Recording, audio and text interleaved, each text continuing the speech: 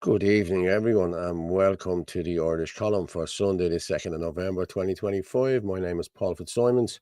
I'll be joined in 2 seconds here by Martin Murphy and Orla Donoghue in the next few minutes. Packed show tonight, talking about different stuff and what we had going on and the whole lot. But stuff about the vaccines, we've stuff about Listowel. Yeah, Listowel have had a protest down there for the last 3 years, every Sunday. Fair play to Listowel. I'll be talking more about that in a few minutes. Of a couple of videos about them as well. So, yeah. Martin, how are you, buddy? How's things? Hey, Paul. Hi, everyone. All good. A little All bit rough good. around the edges, but the share was You're good up fun your last night. era. Yeah, it was Yeah. very good. Good fun. Good crack. Yeah, all good, clean, wholesome family fun. Yeah, good lad. Lots of porter hadn't anyway, was there? Was there any whiskey? Loads. No whiskey. No, loads Tell ya. of whiskey. I was kind of sick of the pints after about 10 of them, so I went on to the old JD then after. So, yeah. I'd say we're walking the walls at 3 o'clock this morning, were you? No, I was still drinking at the bar at 3 o'clock this morning. Fair play to Castle Bar for not closing your pubs. Thank you very much. Fair play. I'd They'll be all closed now. I'd I'll a bring great Orla fun up of there. afterwards. Hey, Orla. Hello, Orla. How's things? How are you? How are you? I'm good. How's things with you? Yeah, Grant. Yeah. Where were you getting gallivanting to, Martin, at the weekend? I was all over the country. I left the house on Friday morning to go one place and I had to go somewhere else and ended up. Hang on, sorry. How did the thing go down in Cork yesterday, by the way? I heard it. Paul's. I think it was a disaster. There was no carnival. I think 150 odd pro-Palestinian supporters turned up, waving the Palestinian flags, and that was pretty much it. So out and out disaster. Paul's had a stroke. Yeah, I know. I got whacked over here for some reason. Now you're What glad did you're you back say again. there, Martin? I didn't hear you.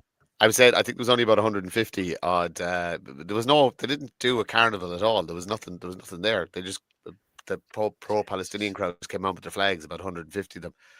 And that was it. Yep. From the pictures anyway, I saw, and we had somebody down there watching it, so it was pretty pathetic. Yeah, the money must have all dried up at this stage. I'm getting here for some reason. Jesus, we didn't mention Jews or vaccines yet. We mentioned nothing yet. We haven't even done any symbols or anything. I don't think that is a Mason symbol. Here, Paul, it is. Fans. Yeah. Sarah Hardy, hi, Paula. Not yet. Yeah. Okay. Hi, Sarah. How are you? Yeah. Who we got there? Michael John. Hi, Michael John. Like, share, sub people. Yeah, please do. Go on to it.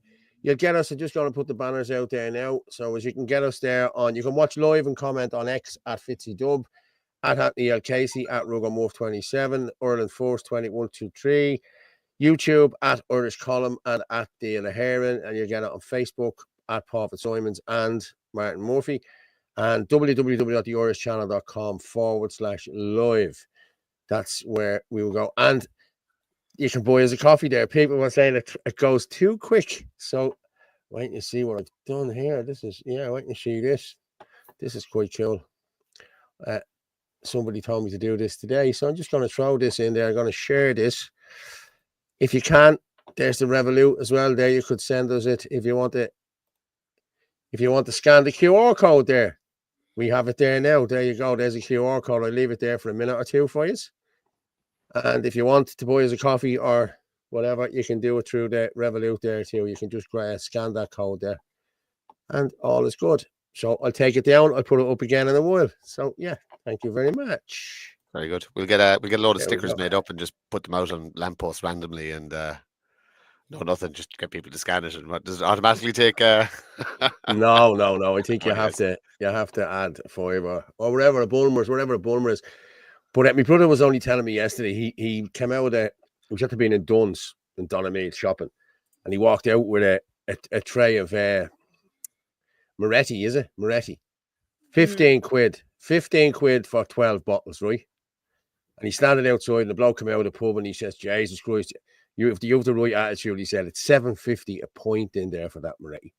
So for 2 points in the pub, the same price, he got 12 bottles in Dunn's. Now, it's a bit much, isn't it? Isn't it? It's a bit much, like, you know what I mean? I think that's what Bulmer's is. Bulmer's is $7.50 depending on where you go. Paul, I can you read my first message? Hang on, Shamrock Sean. I'll have to go back through them there. Let me see. I think they charge as much for cans. I always thought a can of Bulmers in a bar was way cheaper than a pint bottle. But when I see people buying them, it's nearly as expensive to buy a can of Bulmers. 6 to 7 quid, yeah. It's crazy. Well, you're renting the glass. You're renting the glass, aren't you? Not what you're paying for. Bring your own plate and glass. Shamrock Sean, is this your thought? Hello, Paul and everyone. Sorry I haven't been on the last few weeks. I've been working when you're on. I catch you up the next day. I hope everyone's keeping well and I'm back. Welcome back, Shamrock Sean. Fair play to you, mate. I hope that's the one you wanted. Evening all. Hi, Paul Martin. Hey, Annie. Good evening, Paul and everyone. Steady Eddie. What's the crack? You tell me what the crack is. Or will we tell you in a minute? But Orla looking gorgeous as always. Teresa, come on. Hi, Sarah. Hope life is good. Kieran Kelly took a heart attack. What? What? Oh, I shouldn't be laughing at that now. That's not funny. You know. Orla, are you clicking something there? It's not letting me put up anything else there. Only Orla looking gorgeous as always. Oh, there we go. Yeah. You're just jealous, Paul. And Martin. Was it? Martina Camucci. Kieran Kelly took a heart attack. No way. Oh my God. He must have been found out. And there's you thinking any of those lads, be honest. Chris Bourne. Yeah. Is Captain Kelly still giving everyone in the 33rd degree? Yeah, he is. Yeah. I've seen different stuff about it as well. Yeah. But I'm not going. He's getting no airtime here tonight. He's a nobody. And the Mighty Ducks are nobodies as well. I heard there was a big recruitment drive in Misha earlier yesterday. How did that go for them all? You were there. Did he try to recruit you, Martin? No? I may have had one or two people asking me would I not just sign up. Yeah. To the Mighty Ducks. As I look, to be honest, I tried my best to kind of when anybody was talking about it and asking my opinion, I just tried my best to shut it down because I don't want to talk about that guy. He's not worth my time. Exactly. He's not worth airtime. None of them are. None of them. Conway, the whole blade, a lot of them. They're just bleh. Good luck to you. Hello, Martin and Orla. Hope you're well. Not been on for the last few weeks. Okay. We'll be back now. That's all right. I still can't connect to the Clan Éireann website. I can't help you there, mate. Nothing got to do with Clan Éireann, to be honest with you. They probably have you shut down. 3,300 rent. Is that Masonic? Yeah. But look, I'm just trying to talk about it one more time. Okay. Do you remember all the dirt he had on Jim Gavin that he was supposed to release, that he didn't release? And do you remember all the dirt he had on the guards, on the servers that he had, and the stuff that was stolen from some court or something like that? We're going to release it on Friday. He didn't say which Friday he was going to release it. You know what I mean? So wasn't last Friday. Maybe it's next Friday. So we'll see what's happening there. Is their website up and running? That was supposed to be up and running as well. For who? For us? No, for the Wild Ducks, Mighty Ducks, whatever they're. Oh, I haven't got a clue. I haven't got a clue. I'm sure James Conway will be telling somebody on a live stream, some black fella or some Eritrean fella on a live stream now one of the nights. So I don't know what he's doing with that shit. And then people come in and someone comments on, you're a fucking arsehole. He starts slagging people off. Wow. That's why pubs are closing down. Yeah, exactly. That's why pubs are closing down. Mm-hmm. They should drop it down, lads. You know what I mean? Like, and these big pubs. Yeah, but it's not the point of just dropping it down. It's because of all the expenses. Mm-hmm. They have the rates, the mortgages, the staff, the carbon tax, the ESB. There's water rates. Yeah. If there's energy, energy costs is what. It's everything they have to pay for. That's why they're rising the prices, because And taxation. Yeah. Yeah. The VAT, everything. That's why. They need to. And remember, they didn't get the same deal as the restaurants and the cafes did. You know, because for some reason the government thinks the pubs don't matter. Well, how many small pubs have closed down in the last since COVID? Like, I'd say half of them. I'd say half the pubs in the country have closed down since COVID. I know. You know. Thanks for the revolute, Paul. No problem. I told him to do it. Yeah, I remember my dad saying. Someone gave me the idea earlier on, because we're like, it flashes up on the screen and I can't see it. Dan Breen, I remember my dad saying you get 40 fags for the price of a pint, and pints were cheap back then. Yeah, I remember when 10 cigarettes was 42 pence. God be with the days. Well, the cigarettes back 164 years. No, I was just going to say, it was not 2 and threepence, no? No. We were in the decimal. No, it was decimal when I was growing up, yeah. Just pick and choose what you read or what. How come you never read my messages? Booker, I'm gonna be honest, mate. I'm not seeing them. I'm gonna go back up through it now again. They come in here rapid. Hold on, Booker. I see one there now. That Misha era was kept on the QT. I don't think it was. Is that the one you're telling me to read out, mate? Sorry, I must have missed it. No, it's been advertised. Evening all, great night at Misha era. There you go, yeah. Another foreign murder in Tyrrellstown last night. I was listening about it. You don't know. It's full of black young fellas up there. They're always fighting. A lot of people moved out of Tyrrellstown because of it. So I don't know. The outlaw Dewey James has rode in on his donkey. Would like me to use a dialect that doesn't challenge his backward mentality. Okay. I'm just going through a few of these. I remember. Yeah. Okay. Good evening, Mark. How are you? Hey, Mark. How are you? Michael John. I'll just get that in there, Michael John. Thank you. You have to pay him for that. Got Simon Harris voodoo doll out as it was Halloween. It kept the trick-or-treaters away. Oh, stop. Is that for real? What? About the heart attack? Check that. I don't know. Yeah, I'll be on the googly machine for a minute. Hold on there. Well, let's be honest. Like, I wouldn't like that to happen to anyone. Like, you know what I mean. So I'm not. I'm not going to laugh at that. I have the crack. I hope he gets it. I hope he's all right. You know what I mean. I really do. You know. Paul Hogg. What's Chris saying there? Blame Orla, Paul. What's that? I don't know. Is he blaming me for blame it anyway? He's not that brave. Owen is a Jew, but who's Owen? I don't know who you're talking about. Good evening, Paul and Smurfy. That's a call me. Smurfy. The main man, Dan, Mighty Ducks. Yeah, I love it. The Mighty Ducks. Do you remember that movie years ago with Emilio Estefan in it? Yeah. I just watched the news on YouTube. Foreign students getting paid here to study. Give it a watch. Send it in to me there, and I'll send it in to me there, and I'll have a look. Yeah, that's true about the he's obviously been blocked and everything, and I'm just reading the overview of his Facebook and LinkedIn, and so yeah, he had a mild heart attack and had a couple of stents put in. Oh, get well soon. Get well soon. I'm sure James will be able to run the show for you. It's only a few ducks, you know. So same with BBs. What's Christine saying? That's why I blocked for asking when the info that was going to bring the government down was coming. I was the same. I asked the same. No, he hasn't blocked me. I'm not blocked. It's great. Everybody loves Paul. Everybody, yeah, they do, yeah.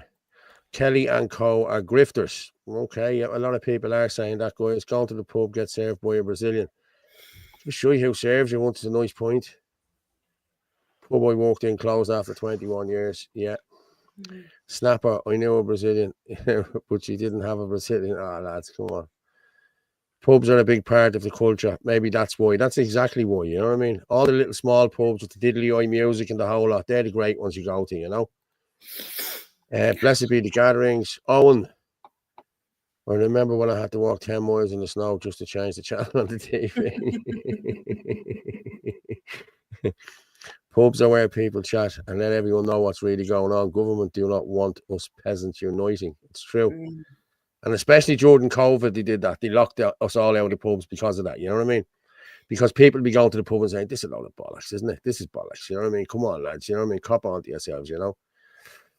How are you, Jerome? Did you go over and have a look at that other thing the other day? Do you remember, Jerome? You said you'd drop over and have a quick bow peep at it. Do you remember you said you'd do it on the show the other night? I don't know whether you did or not, but if you didn't, it doesn't matter. We need more backbones to people to wake up. And I'm not afraid of name calling. Listen. I remember when I was working in a bar and the Guinness went up to £3. People were saying it was the end of the pub. Yeah. It's getting more dangerous in Ireland now. It is getting more dangerous in Ireland now. Chris Bourne, Paul, you said earlier that there was a noise coming from Orla's mic, hence my comment. Oh, okay. Yeah, you were blaming me for something I didn't do. I was blaming you on pausing the thing that I said where Orla was gorgeous. That's what it was. I seen Kieran Kelly was saying that Anthony Casey instigated the violence in City West. What the fuck is going on with him? Is he a planter? He did put out something to that effect, all right. Yes, he did. Yeah. But that was... Well, actually, okay, no, we'll tell people what really happened. Anthony's obviously in a lot of groups, and Anthony made a joke, and somebody shot that joke and sent it to Kieran Kelly. So there are snakes everywhere. In every group, people. That's why we don't be... I'm getting out of a lot of groups now. I don't trust a lot of people that's in groups now that I'm in. So yeah, we found out last night about a few people doing sneaky things. So, hey. They won't be in the groups anymore. And if they are in the groups, I'll be leaving the groups. Because have you seen Joe Rogan and Elon have been talking about the 10-year-old that got... Yes. Yeah. I sent that over. Well, I actually have it there now, and that's what we're going to play now. Okay? We'll play this now. These like lovely sort of small towns in England, Scotland, Ireland. You know, they've been like sort of living their lives quietly. They're like hobbits, frankly. So it's in fact, J.R.R. Tolkien based the hobbits on people he knew in small town England, because they were just like lovely people who liked to, smoke their pipe and have nice meals, and everything's pleasant. The hobbits in the Shire.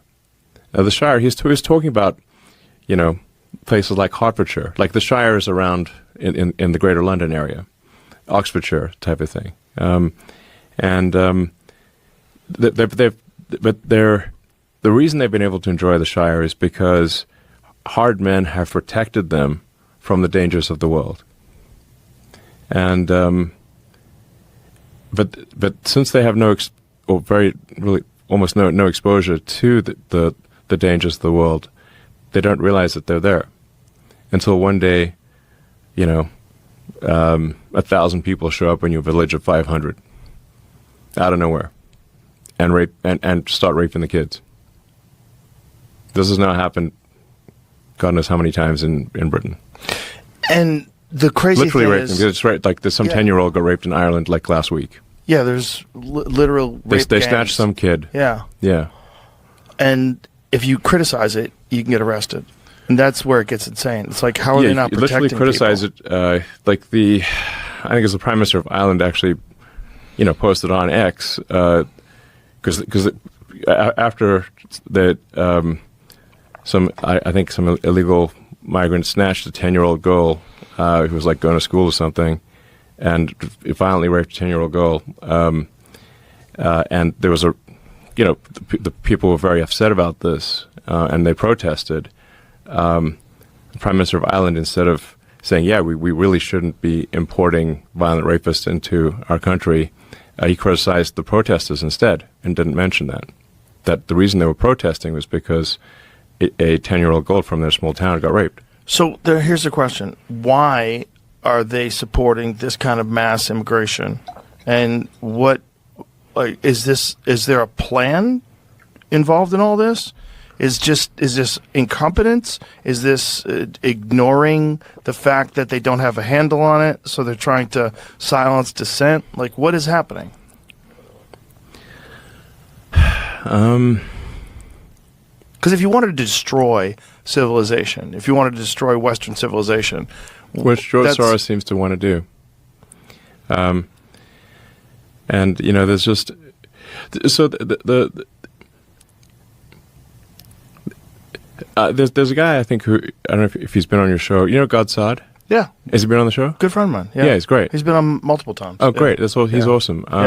So, the way he's got a good way to describe it, which is suicidal empathy. Yes. So, is that you prey upon people's empathy? You say like, well, you feel sorry for something for some group, and then like, well, and that empathy is to such a degree that it is suicidal to your country or culture, and that's suicidal empathy, because I think we should have empathy, but that empathy should extend to the victims, not just the criminals. We should have empathy for the people that they prey upon. But that suicidal empathy is also responsible for why somebody's arrested 47 times for violent offenses, gets released, and then goes and murders somebody in the U.S. That's you see that same phenomenon playing out everywhere, where the suicidal empathy is to such a degree that we're actually allowing our women to get raped and our children to get killed. But it just doesn't seem like that would be anything that any rational society would go along with. That's what makes. Wow. Jesus Christ, that's... At least he's getting the word out. He hasn't got back to us with the Shin and Adina thing either. Shin and Adina is still banned off X. So we're hoping he can come back. We've reached out to him. I've had a few people reach out to him. One friend of mine in particular. So just the guy that we're talking about there, Gad Saad as well, is a wonderful book called The Parasitic Mind. Came out during kind of the height of COVID, and it explains all about the social contagions and how the woke mind virus, as they call it, and how what's happening is happening and what's happened to people's minds and how nefarious entities have done it. It's very good. It's a very entertaining book as well. Gad Saad, he does a podcast as well. So he's a very entertaining guy. It's a very interesting backstory. Angie Mulcahy says their groups can be dangerous. I don't bitch behind people's backs. Gladly say it to their face. I'm exactly the same. Yeah. I'm exactly the same. Teresa, I meant was Kieran a planter, not Anthony, by the way. Yeah, I knew what you were talking about. All right. Elon is right. They're playing on the natural empathy of Irish people. And make no mistake, lads, George Soros is the man that's pushing these immigrants all around the world. Mm-hmm. All around the world. You know what I mean? America, Europe, the whole lot. Well, the other thing about the Soros money is they're paying and playing both sides. And this is what a lot of people don't understand. They don't care who's in charge. They just want everybody bought off. They don't care whether it's left, right, up, down. They don't care. They just want to be in charge. So, if you're ever in a position to be offered funding, do a lot of due diligence as to where it's actually coming from. Exactly. Or say no. Then you can't be bought. Yep. Yeah, exactly. No, you have. I think that's our problem. I was just going to say, herein lies our problem. That's actually been said, isn't it? That they're the uncorruptible were cast aside, weren't they? And they were. Well, some of us can't be bought. That's why. Yeah, but if you make a list of the people that were attacked, that's your real people. That's the people who cannot be bought, bullied, intimidated, influenced. Is what it is. Let people make their own decisions. Exactly. Yeah. Mm-hmm. Like anyone who knows me knows me. So I don't need to tell anyone anything. They know who I am and what I'm all about. Like I'm an open book. You know what I mean? And again, I can't be bought. You know what I mean? There's a couple of us can't be bought, but there's a majority who can be bought and who have been bought. You know what I mean? And they're trying to take down the people who can't be bought. But listen, the truth, as I say every night, the truth is like a lion. You don't have to defend it. You just let it loose and it defends itself. End of. You can be just told what to do, Paul. He confirmed George Soros is behind it all. He is behind it all. Should we see it? I seen the documentary. WEF and the whole of them, yeah. Listen, come here and I tell you. Before just before Biden took charge in America on the 20th of January, there was caravans and caravans of thousands of them waiting to come across the border, all with brand new Nike shoes, all with, you know, come on, you know what I mean? And there was even guys came across the border in flip-flops, brand new flip-flops. Now, if you're out there walking thousands of miles, you're not going to walk in a pair of bleeding flip-flops. They were all dropped off in buses. And look, this is a fact. They showed the buses and everything.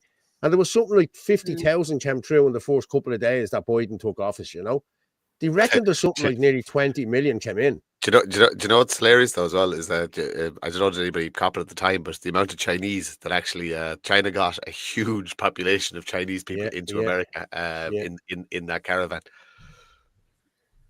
It's not just Soros; it's the whole neoliberal system and the cabal of ish and neocons and libtards. Yes. Liz Pepper, what's the story about foreigners taking pictures standing beside their house, seeing Indians and Nigerians doing it? They're sending them back to their mates. Hey, look what I got. These Irish are gobshites. Their own people are dying on the streets and they're giving me a 4-bedroom house. Look. Yeah. Ferg is in there. Hi, Ferg. How are you, mate? Hi, Ferg. I think Soros is one of them behind it, and I reckon there's others. We all know. Yeah, Rockefellers, Rothschilds, all the old families. All the ones. Yeah. And see somebody going on about Soros being nearly dead. I guarantee you, his son is just. Oh, his son will be worse. No, he's an empty husk of a human. I guarantee you, they found a way to transfer consciousness, and they'll just literally upload old Soros into young Soros. Does anyone know how the 10-year-old girl is? Is she in mental hospital or anything? I don't know. It's been kept very quiet. But listen, if anyone does know anything about it, our thoughts and prayers are with her. God bless the little kid, you know. Martin, man, Dan, exactly on it. That's what radical solutions and people are needed. Yes. What's the story, Martin? Move to the left. Paul moved more to the right. Ha ha ha. Yeah, I can. I'll tell you what. I'll run him back up there now. There you go. I'm back there. Is that our Pat? I only got to sit on the throne for a couple of minutes. That's my favourite Casey. Trump got the other fella to backtrack on climate change. If Soros and Schwab are Zionists, they are. Yeah. I actually, just when we're talking about that, I sent over a couple of Wide Awake Media, and they're talking about the digital ID, just in relation to the WEF and all that. Just what we're talking about, might be handy to play them. My Ugandan neighbour takes photographs of herself outside her house practically every morning. Yes. Wonderful. Blessed be to God. Look what we have. This is beautiful. Sends it back to her mother, you know. That's what they do. Must tell the Irish homeless lying on the streets to take a photograph. Yeah. These are coming in rapid here, lads. Owen. They're slagging up Owen. George Soros is 95, full of stem cells. There's an Owen in the chat here now, and he's putting in a few different. He's not putting in anything really bad, I don't think so. It's only if he does, he'll be gone. You know yourself. New apartments on the Belgrade Road seem to be for foreigners in them. All their cars parked on the grass verges. Yeah, I'm here where we are here in Donamead. They're putting up apartment block up at the roundabout up there. Man, you want to see it now? It's like Ballymun. I swear to God, people gave out about Ballymun with the tower blocks and the this and that. These are just glorified tower blocks. That's all they are. They're all on top of each other. They're all 8 stories high.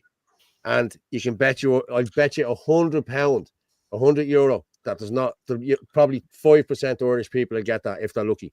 Wasn't there something about them changing the, you know, that like apartments and buildings have to be a certain size, that they found some way to skirt that, and all the apartments are being built now are actually little fucking shoeboxes. They're smaller than what would have been built 10 or 15 years ago.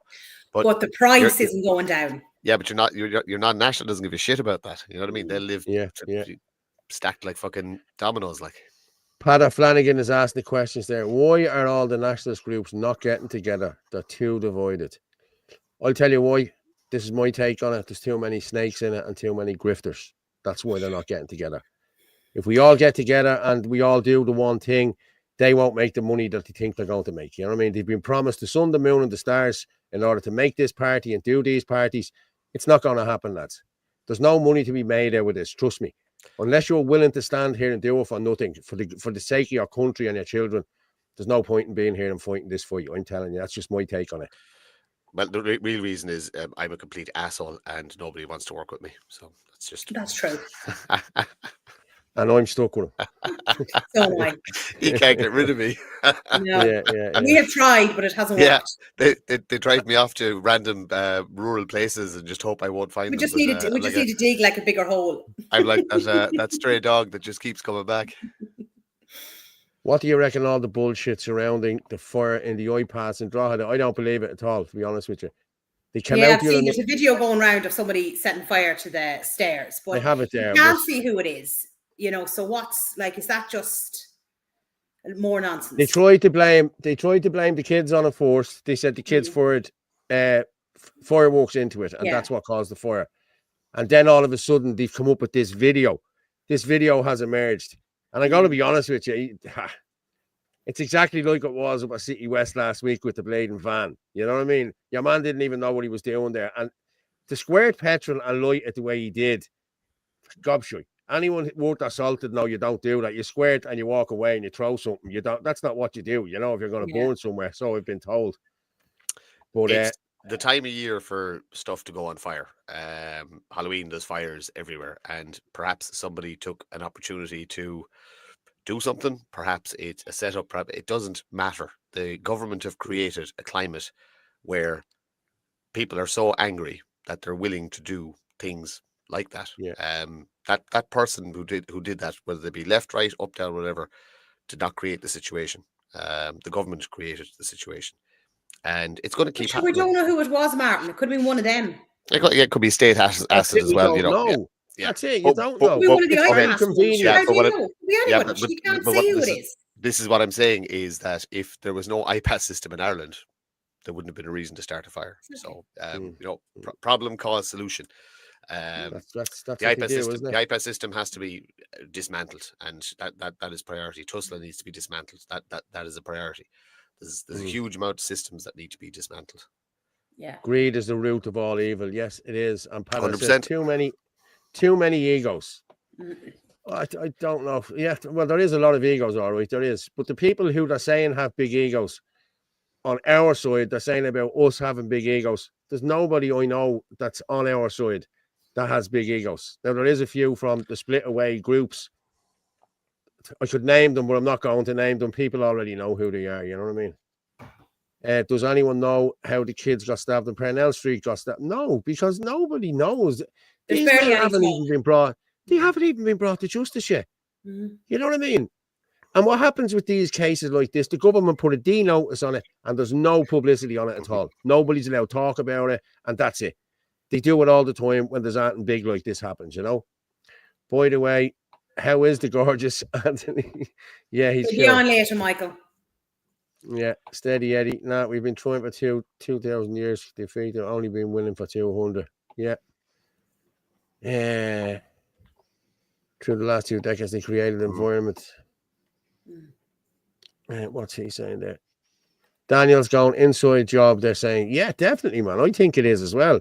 I see something today. 50 Ukrainians are coming into Ireland every day still. Of course they are. Why? I don't know why. For the health, for the benefits. That's why. The reason they're claiming to come, it's young men trying to avoid the draft because they're still being dragged off the streets in Ukraine to be thrown over to the meat grinder. So it's primarily young men that are buying their way out of the country that are coming in Ukraine. So that's why Micheál Martin wants to send our Irishmen over to fight in that war in Ukraine. That is not happening ever. Yes. So they'll keep the Ukrainians here, but they'll send our sons and daughters to fight over there. Yeah, that makes an awful lot of sense. All right. There's lines I will not allow. That will not happen. And because my son is in the Defence Forces, that will never, ever, ever, ever happen. Ever. Your man Riyad Boubacar is still in a mental hospital. That will never go to court. Yeah, I believe. Yeah, I know. Paul, I believe that little girl died on the footpath that day. Well, I'm going to be honest with you. I spoke with Anto Boyle, and Anto Boyle told me. Now, people are saying Anto Boyle is this and Anto Boyle is that. I've never had any reason to doubt Anto Boyle on anything that he has ever done. I like Anto. He's a good reporter. He's a good journalist. You know what I mean? He told me that it was horrific what he seen that day. You know what I mean? So I think she died as well. And as I said, the D notice was put on it. Do you remember an interview was done with Ben Gilroy and a nurse from the hospital? And Jeff. And the nurse seemingly said that little girl was completely brain dead and that there was no hope. And so I'm missing loads of your things here. Okay, Orla, what did you say to me there? There's a few things there just when we're talking about, because we can bring in about the digital ID. There's a couple of just tweets from Wide Awake Media. So if you want to just play them. Okay, there's a few different ones on here. that subject. Digital ID. Yeah, you see, I pulled them all down as videos now. So the digital ID. Yeah, there's two of them there. There's one with why digital ID is a dog leash and that other gobshite. See him there? Tedros, yeah, him. I have him. I'm going to play this one here now. Everybody's hyping up digital IDs like it's the future. It's safer, it's faster, it's convenient. Yeah, well, so is a straitjacket. Keeps you nice and secure while you can't move a muscle. Let's keep this real simple. Right now, the government gives us IDs, driver's license, passport, social security card, etc. It's been like that forever, but here's the deal. Right now, they're separate. You lose your license, you can still pay your bills. You can still go buy groceries. Your passport gets taken, you can still get gas. Each card controls one door, not the whole damn house. Now picture one digital ID that holds every single key you've got, your bank account, your health records, your travel, your phone, your ability to move, operate. At first you'll think, man, this is convenient. One key for everything. No more passwords, no more fraud. Everybody knows who it is. It's me. But what happens when someday somebody else holds that key? They don't just control one door now, do they? They control your entire life. Okay, one click, boom, lights out. No money, no travel, no gas, no access. That's not an ID, folks. That is a leash, and you're the dog. The bottom line is this: freedom is the real currency. Guard it with your life, because if you hand it over for a shiny new ID, don't cry later when you find out that leash around your neck isn't coming off. Wow. Marking the beast. I'm marking the right hand of the forehead and cannot buy or sell without it. Read the Bible, people. Yeah. Yeah. The road to hell is paved with good intentions. That's what Tolkien is getting at. Yeah. Undocumented males in Ireland are WEF troops. Yeah. The digital key locks the door to our freedom. Yes, it does.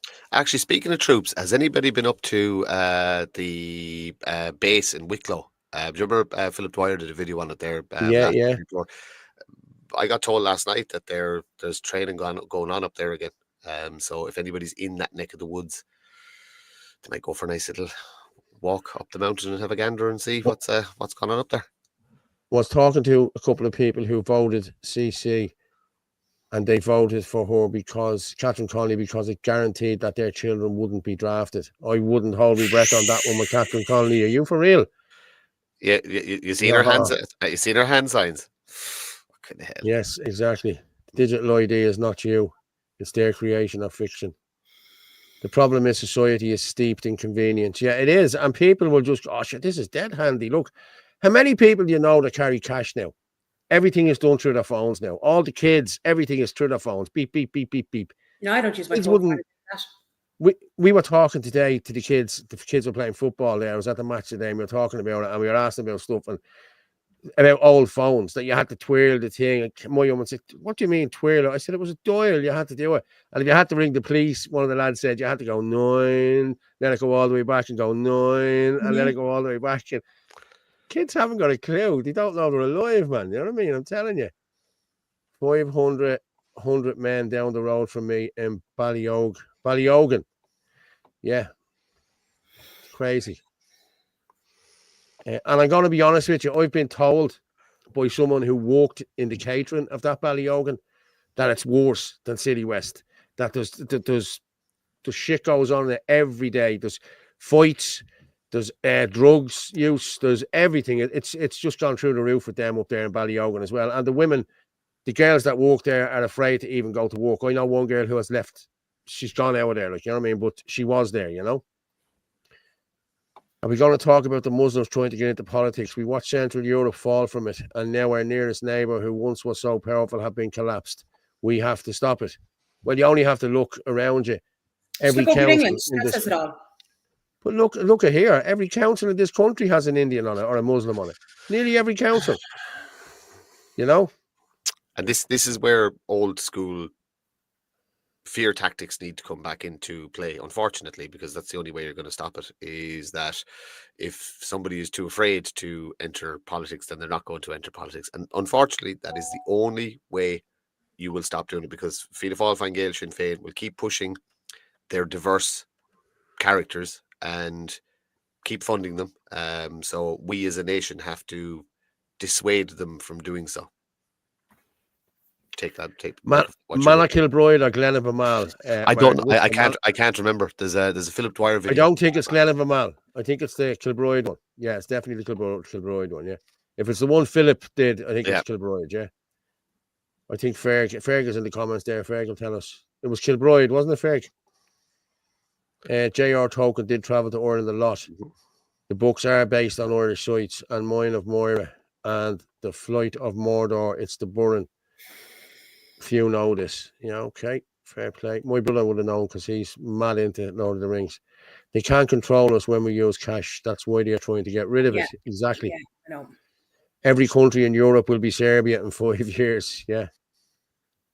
Yeah, Ireland is even worse than the UK in many aspects. Because we're a smaller nation and we have a smaller population, so we feel this an awful lot more. What is 80 million across the UK? Is there? Probably nearly 90, isn't it? 90 odd. 90 now, is it? I think. Yeah. So they're having the population boost. So obviously you're going to see it an awful lot more. Like our capital city doesn't even have the, some mid-sized English towns that wouldn't even be called cities have the population nearly as big as Dublin. So we definitely see it and feel it more. Yeah, that was Kilbride, by the way. Ferg just gave me a thumbs up. Yeah, that's Kilbride. That's where it is, not Glenavermal. Yeah. So look, somebody just told me last night that there was stuff going on up there. So if anybody's in that neck of the woods, go up and have a Scooby. Jerome, if you're doing nothing, head up there and have a look for us. Jerome is the roving reporter. I'll have to get him a mic. Lovely ancestors festivals in Ireland. Yeah. What's this? Poppy. I'm tired of all the analysis. We all see and hear what's going on. When are we going to take peaceful action on a regular basis? Well, peaceful action on a regular basis. Well, I'm going to just... we had the ladies from Listowel there today, hadn't we? I'm just going to... Yeah, I've sent you on those videos. And there's one to mention Blessington says no afterwards as well. Yeah. I've one video. You sent me a video, yeah. There's one video and just a couple of photographs over there. Listowel says no. And a load of them are all watching tonight. So, hi, guys. Well... Hello to Martina and the rest of the crew down in Listowel. They do great work. I'm not down there on Sundays, but they've been out every single Sunday for, years. 3 years. Yeah. 3 years. Wow. Fair play to the people in Listowel. Well done. Listowel says no. You're consistent. I'll give you that much. And you haven't been swayed by all of the... Have the Mighty Ducks got in contact with you? Yes. But there we are. Listowel says no. We want communication from our government. Service is already under pressure. Preserve Irish sovereignty. And there they are there. A few of them there. Looks a good few of them there today. I noticed one or two people there, all right. Fair play to them. And we go another one there. That's it. Is that the main street in Listowel, is it? Is that where that is? It's the square, yeah. That's on a... I think it's a Tuesday or a Wednesday evening at 6 o'clock. Used to have 50 odd Palestinian flags at the start of the year, and it's been waning and waning. I think the last time I passed it, there was about 5 people there. So I've just 30 seconds. I just have a video there. I'm just going to play it there from one of the girls. Hi, we've been holding a Listowel Says No protest for almost 3 years now, and you're all cordially invited to the square every Sunday from 12 till 1 to join us. and Luke O'Neill will be at the Arms Hotel, or Dr. Death will be at the Arms Hotel on Thursday night at 7 o'clock. We're also planning a protest there. So hope to see you all next Sunday. Fair play to them. I'll be. So Puke O'Neill in is there when? I'll be in Listowel on Thursday. Thursday. Thursday. I'll be Brilliant. finished work on time, so I'll try and get some. Video footage. Try and get a few people to go down there to Listowel as well. Let's go down and show Puke O'Neill that he's. I'm sure I have someone that will be down there. Not welcome. I'm sure I know someone. I'll text him in a few minutes. He'll let me know what the story is there. But yeah. So fair play to the guys from Listowel. Yeah. And it's underneath that poll, do you want to put up the Blessington says no? There was a Facebook post, so I want to give them a shout out as well. Indeed. Because that says no group. If Leroy's on tonight, like they're going the whole time as well, and fair play to them. Yeah, this is a big old post. It's just to read it, yeah. Yes, because they've had a few issues. Okay, I'm just going to share this and then I will read it. This is Leroy, is it? I seen his video from the other day. I'm not sure. It's just under Blessington says no, so I don't know who who posted it. Trying to make this bigger. Okay. If anyone in Blessington or surrounded areas is concerned about what is going on with iPass centres being rolled out across West Wicklow, and you aren't an active member of Blessington says no group already, can you PM me or leave your name and number up at the camp? The people ridiculing, slandering and threatening us are trying to silence us with either political or financial gain. We are not a racist group. We are concerned parents and people that want to make sure that there is a safe future for our families. Lies have been spread, even to the press, against us, and we are threatened on a daily basis. This is not just a camp. This is a group of local people that are trying to stand up and make sure that the government and ministers don't use West Wicklow and think it's an easy target that they can do with whatever they want.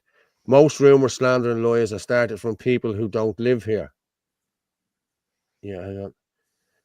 Slander and lies from people who don't live here. They are using the locals against what we stand for to gain for themselves. We have made some mistakes. We're learning as we go along. We are all volunteers that have jobs, families and lives. Yet we give up a lot of time to raise awareness, go to protests, etc. We all have been attacked verbally and physically.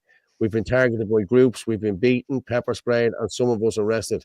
But we still get up every day and see what else we can do. If you don't help, we will soon be silenced by iPass landlords, government ministers, left-wing political parties, and the supporters in Blessington and West Wicklow will have nobody to stand up for them. Stand up or stand aside and let us fight for our kids' futures. Well done, lads. Yeah, fair play. Good stuff. Well done.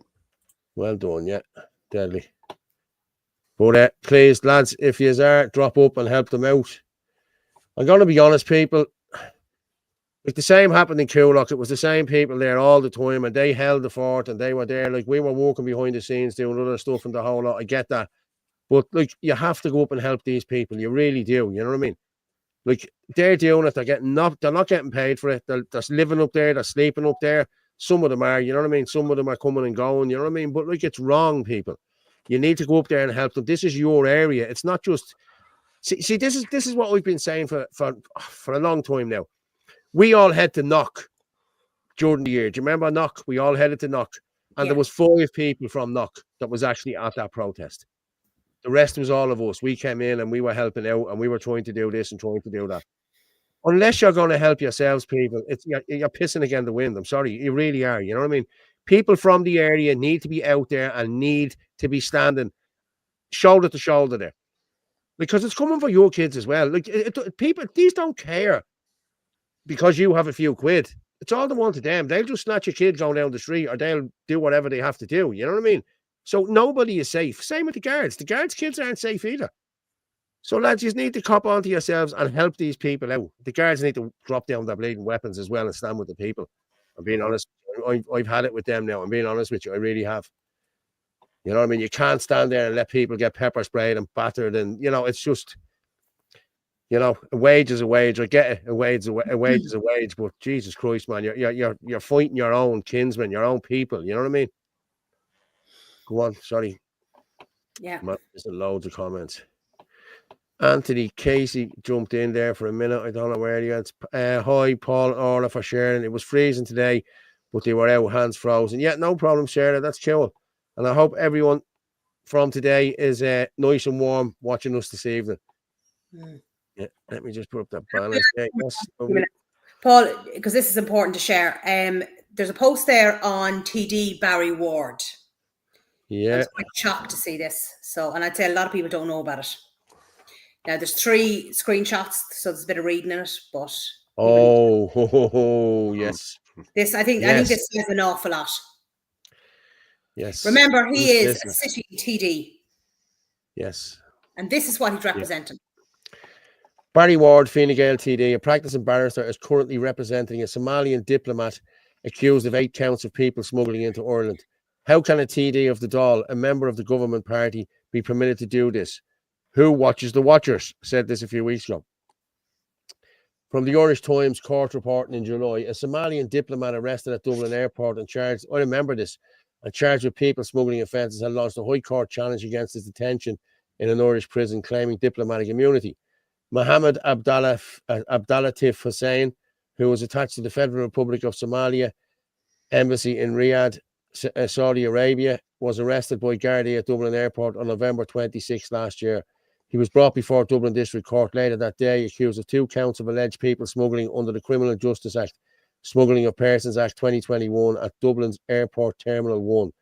Last January at Cloverhill District Court, he was further charged with 4 counts of alleged people smuggling under the Act at Terminal 2, Dublin Airport, on November 6th and September 30th last year. So twice he's done it. He has not yet entered a plea on any of the 8 charges. Barry Ward SC for Mr. Hussein told the High Court on Monday his client has been held here unlawfully since November and was entitled to diplomatic immunity. A previous report in the Irish Times said that the accused was suspected of smuggling multiple women into the state and that his detention had intensified scrutiny. Am I boring you, Orla? Did you just yawn there? Sorry, Paul. Yeah, go on. Yeah, into the state, and that his detention had intensified scrutiny on how smugglers are exploiting official channels to move people across borders. So another cab rule situations then. Is Deputy Ward simply ensuring that Hussein has the defence he is entitled to, including bringing an application seeking his client's release from prison? Does Fine Gael have its own answers at the ready? Isn't it a case of what's good for the goose is what's sauce for the goose is sauce for the gander? Okay, yeah, that's the Barry Ward one. That has to be. There you go now. No, the state is prosecuting a Somalian for people trafficking, and a sitting senior representative in Dáil Éireann is representing. Representing. Yes. And don't forget, Martin, representing a man that should not have been here in the first place. Oh yeah, but the conflict of interest is clear as daylight. Like we don't have rule of law anymore. We just don't. We just accept it. There's no justice system. There's no law. There's no nothing. There's a couple of people on top pulling the strings on everything, on orders from outside entities. I don't know. To ask that question shows you how little you know about the true nature of governments. It is a conflict of interest. He shouldn't be practicing as a barrister at all if he's sitting in government. I'm sorry, lads. It's that representing somebody who is charged with human trafficking. Look, if I'm a van driver, lads, if I'm a van driver and I get a job in the Dáil as a TD, I can't go back out driving the bleeding van while I'm working. And that's just for me. Like, I know he's a barrister, but like, he cannot do that. That has to be a conflict of interest. Yeah. Or is it just the fact now he's after getting caught that they have to talk about it? You know what I mean? Yeah, probably, yeah. But it's all over. It's all over the time. He's not representing an Irish person. He's representing somebody that he shouldn't have been here in the first place. But think about it. This guy is claiming to be a Somali diplomat. So diplomat, yeah. Right, working out of Saudi Arabia, people trafficking. So it shows you how high this goes. Yeah. That the people at the very, very top in this country and outside of this country are not. It's not just gangsters and fraudsters and criminals. Everybody is tied up in this all the way. I'd say if we look further into this, Mr. Hussein is a member of the Muslim Brotherhood. If we look into this more, we'll do Riyadh. We'll do some digging into that, yeah. Fuck this. How about Murphy taking a role and say Tralee says no, I live in Tralee. Protests about the iPad centres and overrun with Islam migrant drug thugs. Where's the protest against them? Fuck this. How about Murphy taking? Tralee says no. I'm down in Kerry only 4 days a week, so it's hard to be on the ground. But reach out to me. Hit me up on Twitter. Tell me who you are. TD should not have any other job. Yeah, I know, yeah. Fair play, Paul. You read that well. Thanks very much, Christine. Gold star. Gold star, and you get to sit at the top of the class. Listen, I will listen. I was up very late last night. I'm trying to watch old movies, and for the first time ever, I watched The Fly. Did anyone ever watch The Fly? Oh, Jeff Goldblum. Classic. Oh my God. A great movie. It is until the end. And don't say anything about the end in case anyone sees it. All I will say is, thank God I was not eating anything. Isn't it? It's a movie that's actually kind of stood the test of time. That was made in the 80s. And it's still fucking good. Yes, it's right. But I love Gina Davies anyway. Do you know what I mean? Yeah. So I've been kind of trying to go back and watch kind of, movies that are just, the cult classics, shall we say. With really I've seen your page. That's a deadly page doing your reviews on them. Oh, deadly! I followed you yesterday. So anyone go on to TikTok. I saw you follow me. Yeah, have you? You, Paul. Have you? You have a new page? Have you? Yeah, it's brilliant. Well, I'm just starting it off. I need something that is not revolving around politics. Is it on Facebook or which one? TikTok. TikTok. Oh God. Yeah. I'm gonna try and open TikTok on my computer. I like TikTok. No, you can stop stalking me as well, Martin. Sure. Why would I do that? Did you see the price of vapes? Yeah, did you see this? The price of vapes will double. Hard pressed smokers robbed again.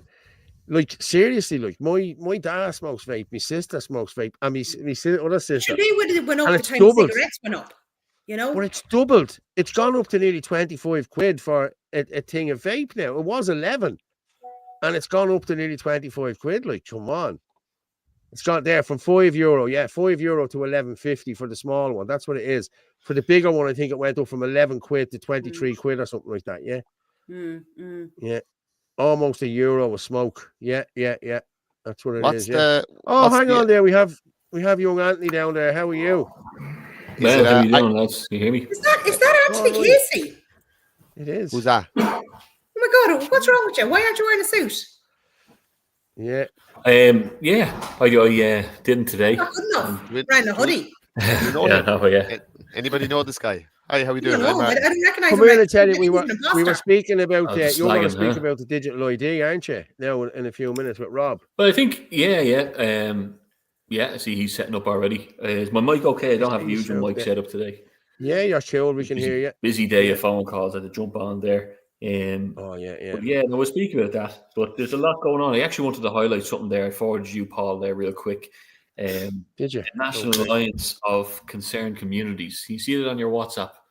So this is the people of City West and some other people in Shinnadina and a few other groups, local concerned people that want to do a vehicle protest Saturday the 15th of November. They want to do it from all different counties around the country, a big slowdown. We'll put the poster up there. And that's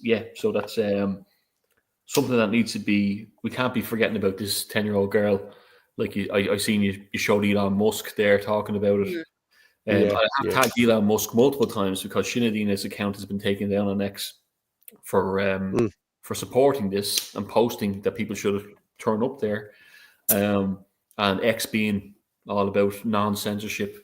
If you see my post online, lads, retweet it because Shinnadina shouldn't be taken down. Now, I have set up another account for Shinnadina. It already has a few hundred followers. So, look, if we have to rebuild, we rebuild. But it's a terrible shame when there's no real censorship, Yeah. Michael John just said, hi, Anthony, looking gorgeous. I just thought I'd get that into you there. There we go. Yeah, thanks, Paul. I'm just going to, there you go, people. The National Alliance for Concerned Communities. Save the date, vehicle protest, Saturday the 15th of November. Multiple location and times to be confirmed. Hashtag she. Now, I know I'm saying she was only 10. She is only 10. you know, she hasn't left us. You know what I mean? She is only 10, but listen, she was only a child. And what has happened here is call for solidarity. Anyone who would like to get involved, please contact an admin. Please make sure you're available to participate on the day. Yeah, it's no good saying you're going to do it unless you're going to do it. So please, if you can't do it, don't get in contact. But if you can do it, please do. There you go. There. Yeah, they're going to do all the main motorway routes, I think. So if you have a spare hour of the day, you know what I mean, just get in there, get a banner on top of the car, bring a bit of awareness to why you're there. I think it'll be important. So there's a lot of good people behind this. So I said I plug it today because I'll be involved in it as well. And let's see what kind of lives they make with me this time. Yeah. I changed my phone. Someone blocked me off Shinanadina. Okay, well, you wouldn't have been blocked from us, Flame Chef, to be honest. I don't know who it was. First, it was Paul that was cloned. Now, Anthony. Nice to see you, Anthony. Good to see you too. Will the real Anthony Casey please stand up? The one in the suit. Yeah. Who are we anymore, Tal? Who is the real Anthony Casey? We all know Martin's Martin because he just has to give one look and you know it's him. Orla, Martin Murphy has not existed in years.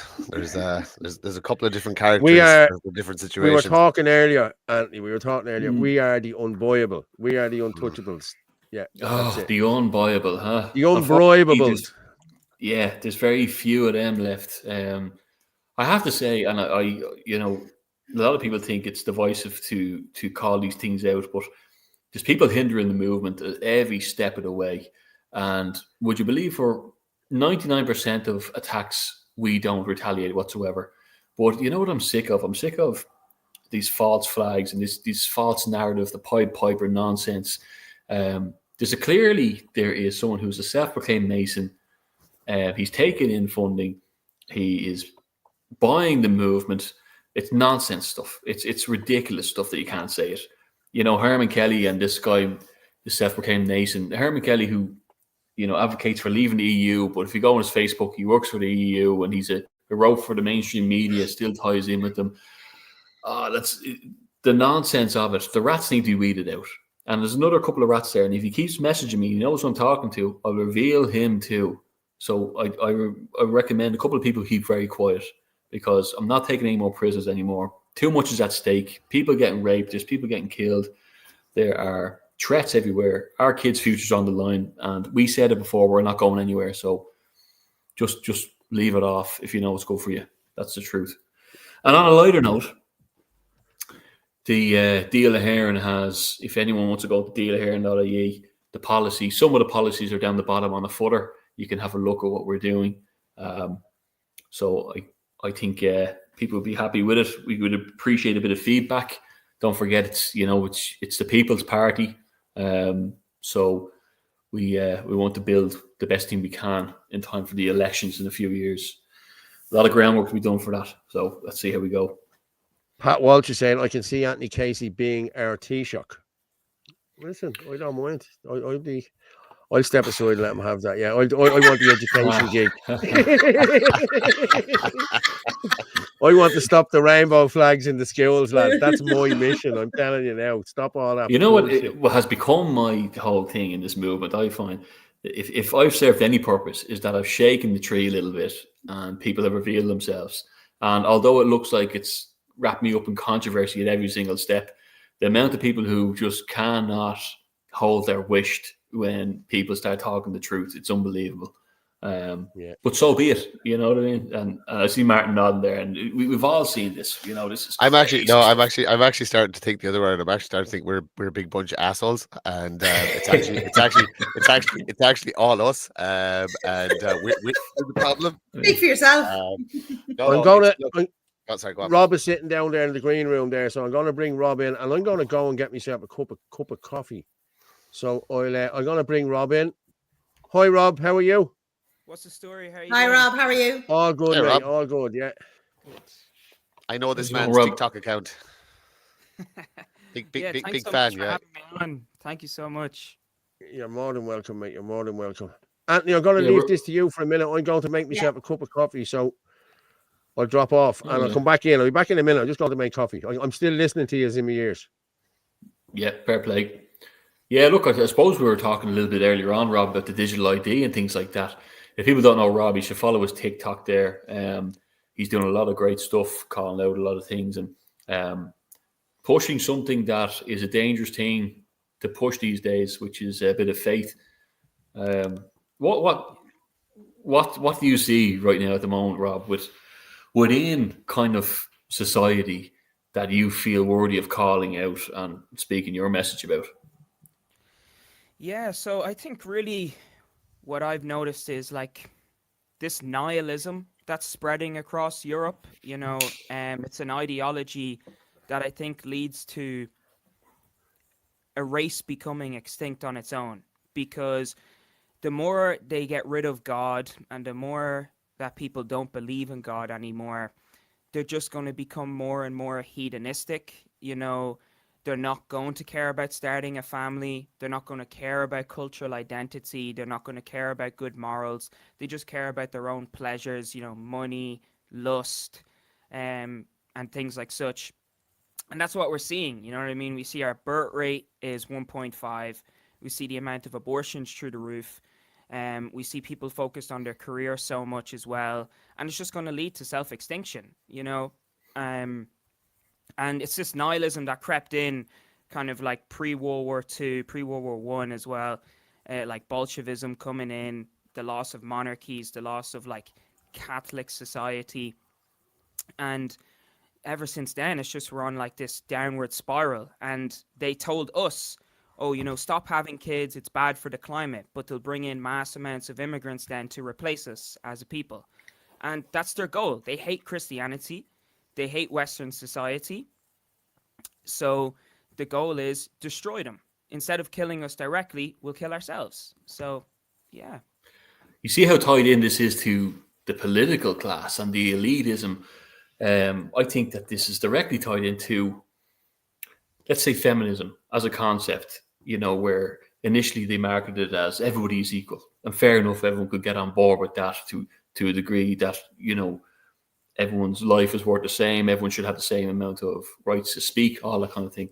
But I think when they drove up inflation and they pitted men and women against each other in the household, they knew the direct correlation that would be less kids, less family life, less what is natural to progressing of our own race, and people at odds with each other. And I think that's what we're after seeing. And they use that to, I've seen a lot with the abortion campaign. They marketed, people were like, well, this is men trying to take our rights from us. And a lot of people were saying, well, no, does human life not begin at conception, scientifically, biologically? And if you believe in God, then you believe that's thou shalt not murder. Surely if human life begins at conception, you're anywhere past that date, albeit there's maybe some emergency medical reasons, which are very much in the minority, then surely it's an act of murder. Because what did they say? 23% of Gen Z have been aborted now. We're no longer at a replacement rate. And this is being pushed. This narrative is being pushed by our political class. And this propaganda, which it is, where they tug on the heartstrings, another censorship. We've seen the censorship of the pro-life push as well. So it's definitely politically oriented or used through that vehicle. Yeah, definitely. Like I done an open debate in Dublin there about 2 weeks ago on the street.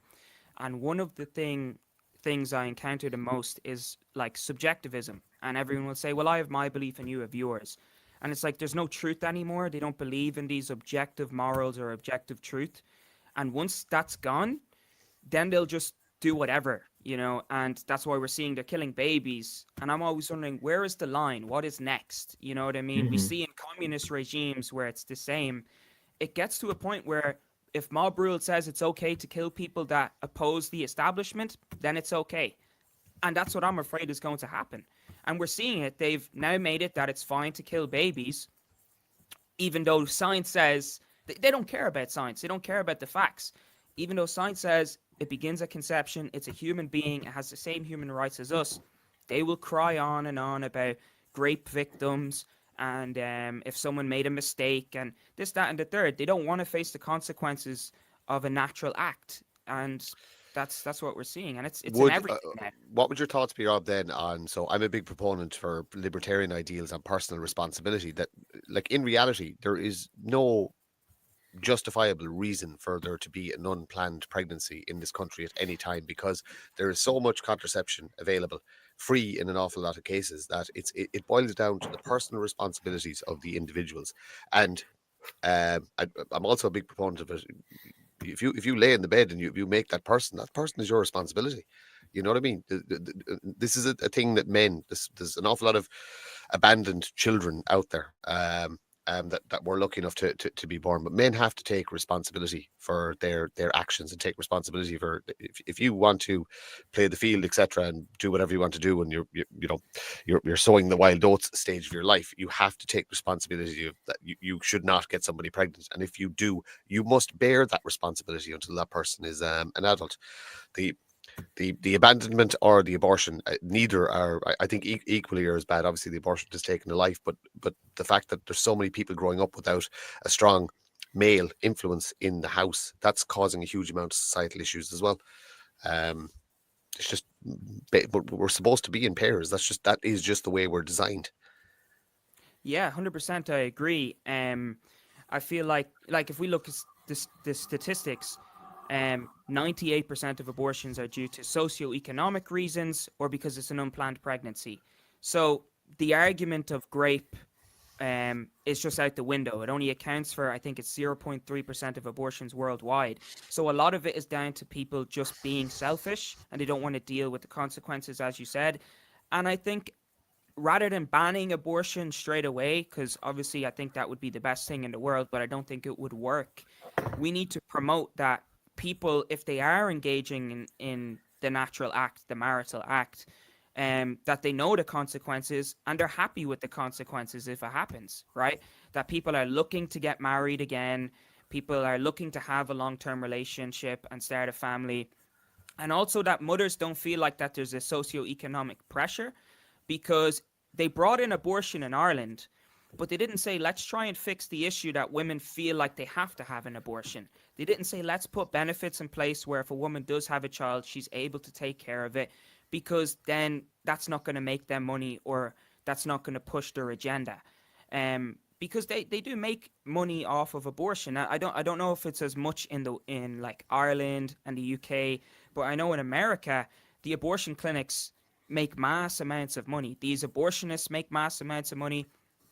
So if they fix the problem where women have a solution, then they're not making money anymore.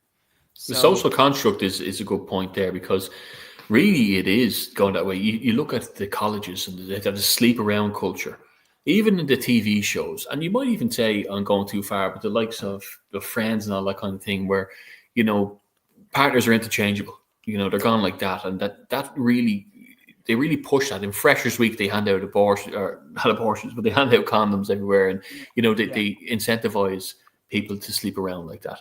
And they say 98% are healthy mothers from healthy families, all this kind of thing, that have these reasons that they, want to finish out their college, or they, these kind of reasons that sound great in their own head, but we've sexualized everything. Everything's sexualized. Everything's ramped up. And I think that we really need to look at like TikTok and Instagram and all that. It's really, I think it's a whole different landscape, and people are made to feel, especially younger people now, that they have to reach a certain level of perfection, to be in the game, and it's all about this. And it's very sad. What I am heartened with, though, is that a lot of people seem like they're turning back towards the church. I don't know if you've seen these stats in America, especially, that the younger generation are starting going back to church again.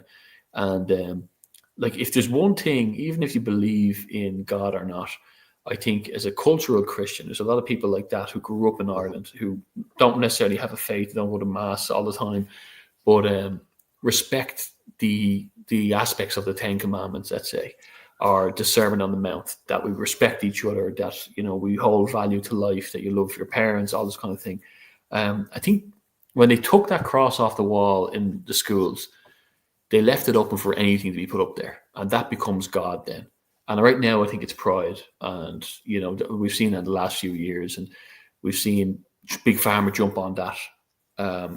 And they have, and it's directly, they say that there's no consequence that's called pride. You know, pride is one of the deadly sins. The 6-color rainbow as opposed to the 7-color. Like, that's all well constructed. We're just, as society, we're given these things, and we think we're rolling these out naturally, but we're given a path, and we have to sometimes take a step back and say, well, have we gone way too far down the line here? Mm-hmm. And I think we have when we're no longer at replacement rate. Yeah, definitely. And I think it all began with the sexual revolution.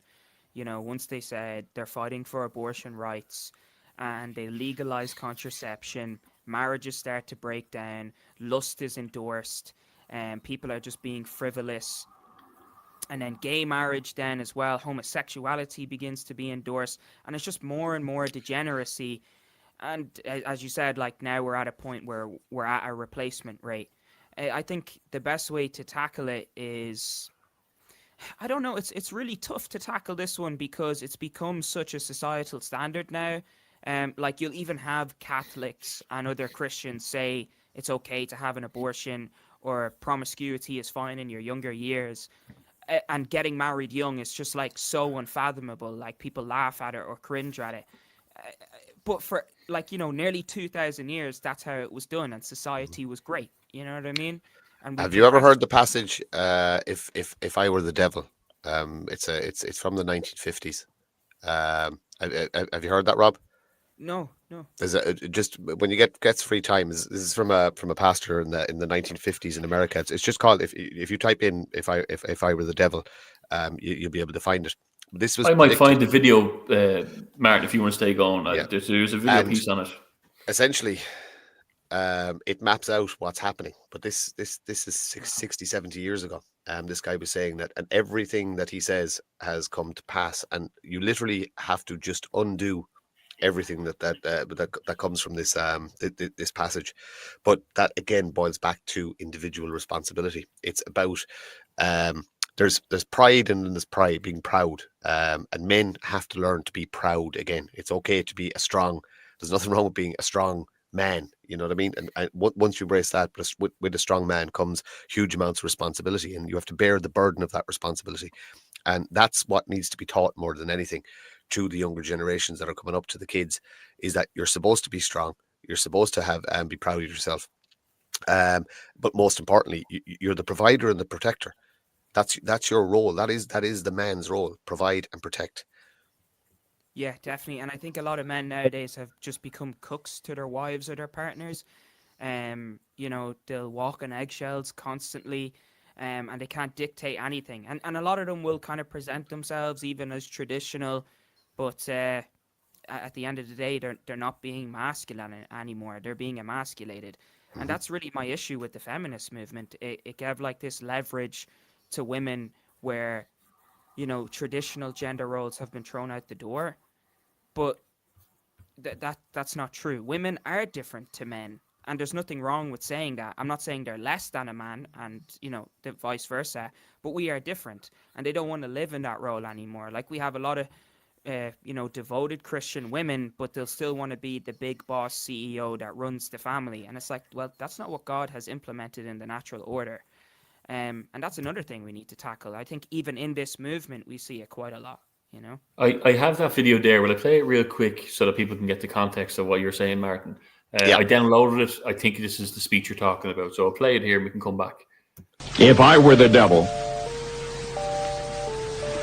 if I were the prince of darkness, I'd want to engulf the whole world in darkness, and I'd have a third of its real estate and 4/5 of its population, but I wouldn't be happy until I had seized the ripest apple on the tree, thee. So I'd set about, however necessary, to take over the United States. I'd subvert the churches first. I'd begin with a campaign of whispers. With the wisdom of a serpent, I would whisper to you as I whispered to Eve, do as you please. To the young, I would whisper that the Bible is a myth. I would convince them that man created God instead of the other way around. I would confide that what's bad is good and what's good is square. And the old I would teach to pray after me, Our Father, which art in Washington. And then I'd get organized. I'd educate authors in how to make lurid literature exciting so that anything else would appear dull and uninteresting. I'd threaten TV with dirtier movies and vice versa. I'd peddle narcotics to whom I could. I'd sell alcohol to ladies and gentlemen of distinction. I'd tranquilize the rest with pills. If I were the devil, I'd soon have families at war with themselves, churches at war with themselves, and nations at war with themselves, until each in its turn was consumed. And with promises of higher ratings, I'd have mesmerizing media fanning the flames. If I were the devil, I would encourage schools to refine young intellects, but neglect to discipline emotions. Just let those run wild.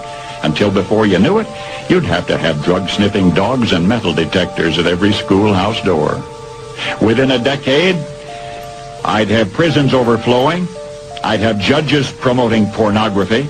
Soon I could evict God from the courthouse, then from the schoolhouse, and then from the houses of Congress. And in his own churches, I would substitute psychology for religion and deify science. I would lure priests and pastors into misusing boys and girls and church money. If I were the devil, I'd make the symbol of Easter an egg and the symbol of Christmas a bottle. If I were the devil, I'd take from those who have and give to those who wanted until I had killed the incentive of the ambitious. And what'll you bet? I couldn't get whole states to promote gambling as the way to get rich. I would caution against extremes in hard work, in patriotism, in moral conduct. I would convince the young that marriage is old-fashioned, that swinging is more fun, that what you see on TV is the way to be. And thus I could undress you in public, and I could lure you into bed with diseases for which there is no cure. In other words, if I were the devil, I'd just keep right on doing what he's doing.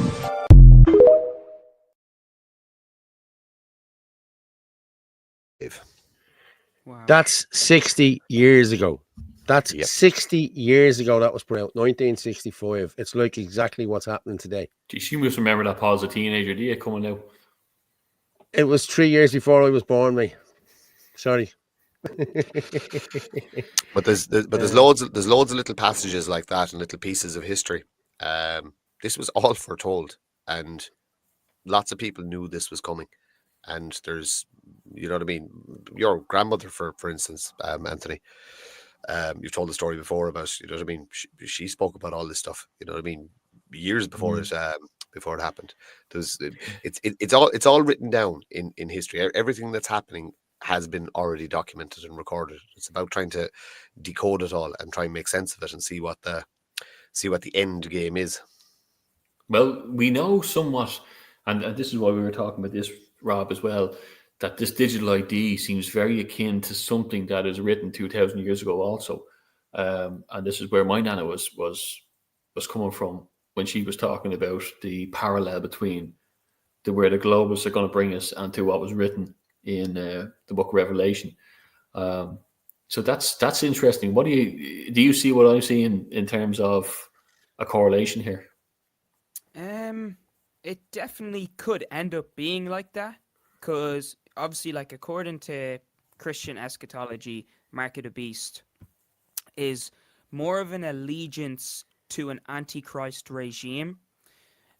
So like, kind of like, if I was looking at it, I'm like, well, it's something similar to communism. So at the moment, digital ID seem, they're going to market it as something where it's just, your passport and your driver license and all your necessary documents.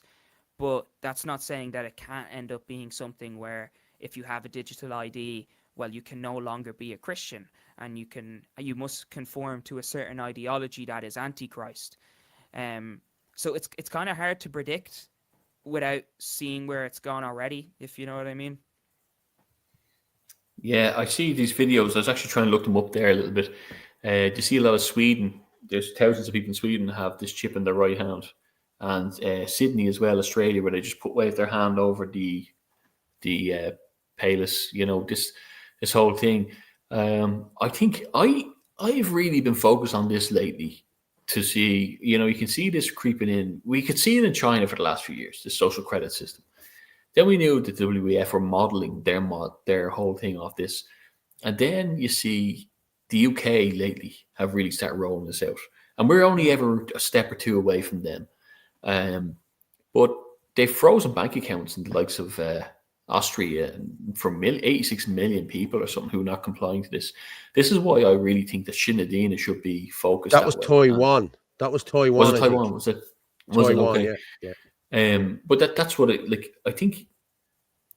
Like, that's crazy to think of, that they did that to 86 million people, and that no one's talking about it here, and no one's talking about what's happened in England here, and we're just waiting for these things to rock into, I was talking to my sister today, and she was talking. I said, what do all your work colleagues think of what's going on in Ireland right now?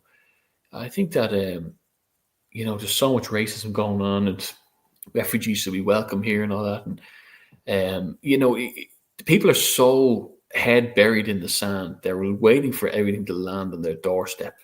It's a fact that, you could say a million times, we're not racist, but people just want no 10-year-olds to get raped. How about that?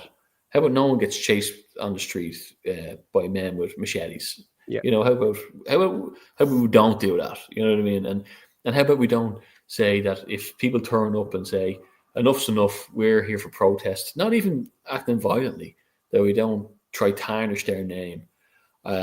Even politically, when you make a stand against it, people turn on you to a certain rate. That's an extremist point of view.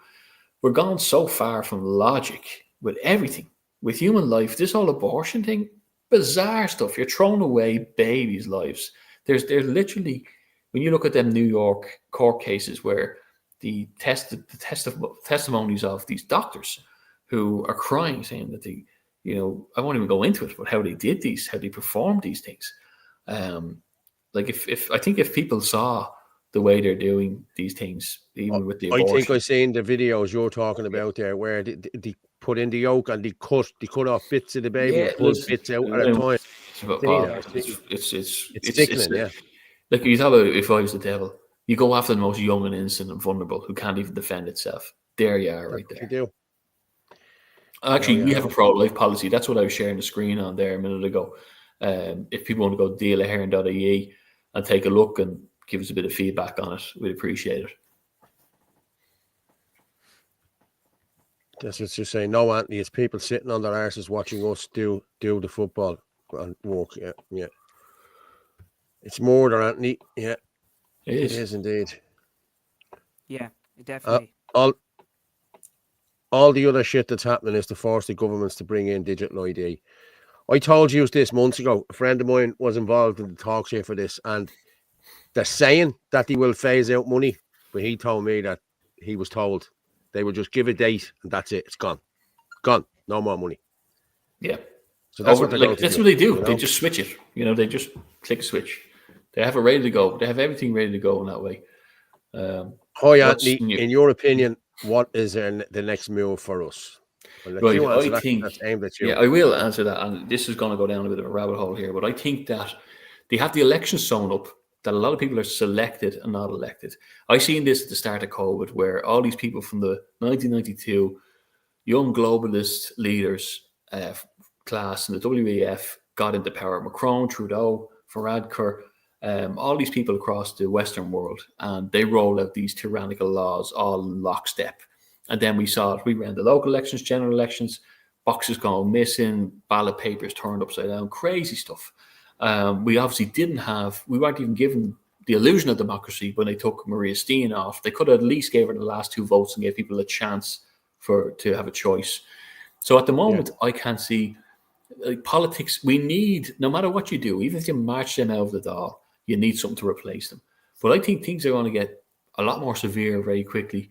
I think community digging right now is what needs to be done. A lot of work in communities, individual communities, but as a network across Ireland. I think we need to get back to the old ways of living. We need to get back to getting out and job sharing, bartering, learning the skills that we lost in case we get taken out of society. There's a lot of nationalists now who are no longer able to work. They have that whole industry locked out where their expertise are, and they don't know what to do. If things happen overnight, like Paul's saying, and they click a switch, like they did in the UK, or like they did in Taiwan or China or wherever else. Vietnam, then you need a lifeline. And I think that this is where I think a lot of Sinn Féin might come in. It's not the only place, but it's something that I've been trying to focus on now. As if we got up and run with these networks already on the ground, grassroots stuff again. I think that's what we need to do. We need to find our teachers. We need to find our nurses. We need to find our farmers, fishermen, tradesmen, and keep a network of each other. Because there's a lot of people who feel like we're going the same road, and we need them people in Sinn Féin right now. Food security will be the most important thing. So, if you're in a community and you can get 20 or 30 or 100 like-minded people, you can start stockpiling certain items. It's easy to find out what you need to stay alive, what lasts and stuff like that. But if you have food security, you're pretty safe. That will be the big one. You can live without power. You can live without a lot of things. But food and shelter are the two big ones. So, again, in that community, is there one place that all the people could go to and pool the resources? You're talking about survival communes for a better word. So that's the way people need to plan now. You know what I mean? Or if a community could group together and buy a small plot of land, put a little timber, log shed or something on it, place to go and have meetings and discuss, etc. You can start your little a little bit of homesteading, a little bit of sharing skills, etc. But a fallback position is what people need to think about, and food security. I was talking to Haulier on Friday, and he said I was kind of giving him a bit of stick because I said, why aren't the truckers shutting down the ports? You know what I mean? To fuel costs, the tolls are going back up again. All this stuff, and he just said, like, there's no will there. Like, there's no unions anymore. There's nobody to organize it. Nobody cares. Most of the lads know they're going to get sacked or replaced by a cheaper driver, a non-national driver, if they step out of line. But he said 3 days. That's it. If you shut down the ports in this country, we run out of food in 3 days, which is very, very, very. How long have I been saying this? I've been saying this since last year. We need to shut down, stop everything. Well, a lot of people, Paul, even for a day. a lot of people don't know where to go. You say you're a truck driver now, and you're watching the Irish column, or you're watching a few days' time. You're like, yeah, I feel like that, but I don't know who else feels like that. Reach out to Sinn Féin. If you're a farmer now who knows another couple of farmers who want to help in locking down, slowing down the place, reach out to Sinn Féin. Let's put them networks together. Then your name doesn't have to be out front and center. You can help build this in the background. That's what it's there for. So I think that, and I'm not pushing that because Sinn Féin is not a political group. It doesn't charge for membership, although I see a lot of lies being pushed out there about that. Like, this is grassroots stuff that we're trying to get people to come together, and there's power in the people. At the end of the day, there's power in the people. That's where it always has been. There's way more of us than there is of anything else. So right now, my answer, the next step is that we need to take stock. We need to look at what's around us and know, just, get inspired to do something. At the moment, Sinn Féin is doing a local homeless plea that if people get out and look after the local Irish homeless, there's over 17,000 of them for the winter months. That could just bring down a few blankets, going out on a Saturday afternoon or Sunday or Wednesday night, getting a few sandwiches and a coffee for them. Do something small for them in their local area. If everyone does that little bit, it makes things a lot easier. And that's community. And post it up in Sinn Féin and inspire others to do the same. Like, there's so much stuff we can do, and we come together and just put our heads down.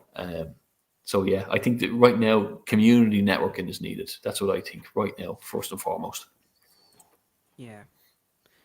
I in my movement, I have like a small organization that I'm starting now, Ervar, and really what we're pushing is like an infiltration.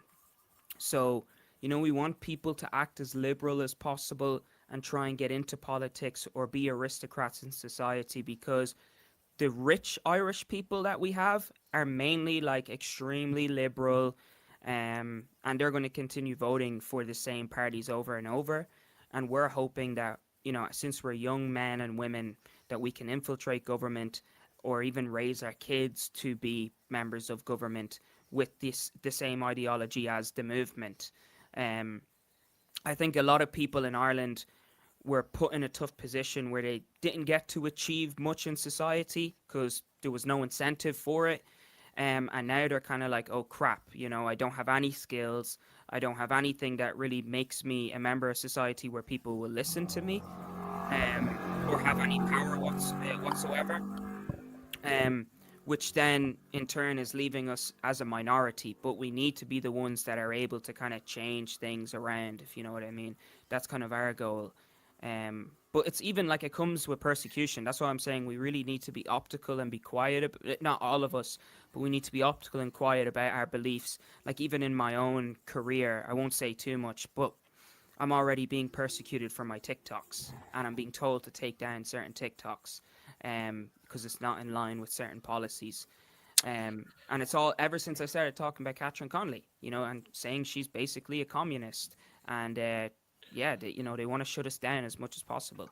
If you want some offline help with that, I've gone through that on 2 separate occasions with companies and social media policies and etc. like that. Just hit me up on Twitter, and I can talk you around how to scare the shit out of your employer and make them leave you alone. Definitely, I'll send you a DM. Oh, look at that comment. There's a good reason why Dennis O'Brien funds Fianna Fáil, Fine Gael. He funds more than them. Well, anyway, we'll leave it at that. Yes, he does, doesn't he? Oh, it's just like just beautiful, just perfect.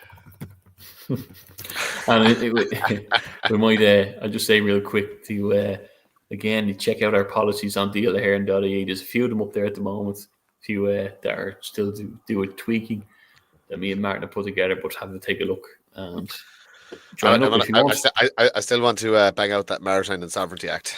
I need to go back and just double check the figures on it and stuff like that. I just want to read that there, Ferg. Those absolute dirty tramps, Martin and McEntee, have put the hunger strikers off until Wednesday. No way. They're not meeting them tomorrow. Listen. Fucking that's sickening. That is sickening now, I have to say. Really is. Oh. They're just soulless. Like, literally, how long would it take? Like, they can't make an hour. Or even, do you know what the worst thing is? Like, if you were like, they're sinister politicians, but a sinister politician would go, do you know what? This will actually be a good bit of PR. Get camera crews and all that. I'll go out and shake their hands and do a little bit of head wobbling in front of them, and then I'll fuck off. They're so soulless. Yeah. They won't even do that. They've such disdain for the people. They won't even do that. Like, just disgusting. I think they should be put on the boats with the brown people. There would be an argument to say that Micheál Martin should be tried for treason. There would be a strong legal argument within our current system for his comments in 2016 about we want nothing to do with the backward-looking idea of sovereignty, whereas it specifically says in our constitution, all of the constitutions, 1919 all the way up to 1937, that we are a sovereign nation. And he stood in Dáil Éireann and said, well, he wants nothing to do with that. That's treason as far as I'm concerned by an elected representative. I agree with you. I just want to share this here. This is for the 25th of November. I'm just going to share this, lads, just while I have it here. If we can. Concerned people of Ireland demand an investigation into TUSLA.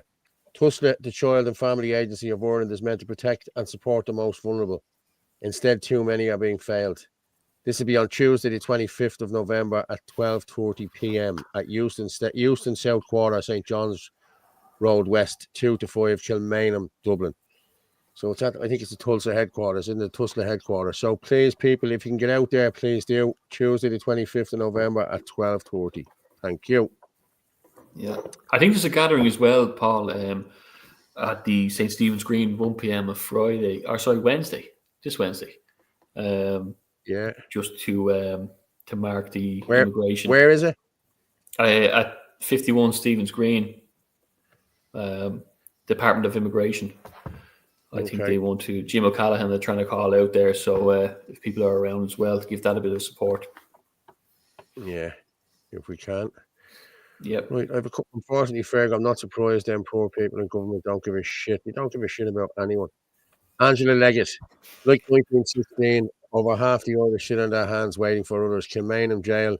The newspaper reads Easter Monday. There was a rapturous applause at the Abbey Theatre, but never mentioned as men lay dying in the GPO. History repeats. If only the middle class would wake up. I agree with you. And someone else is saying the youth is the key. Yes.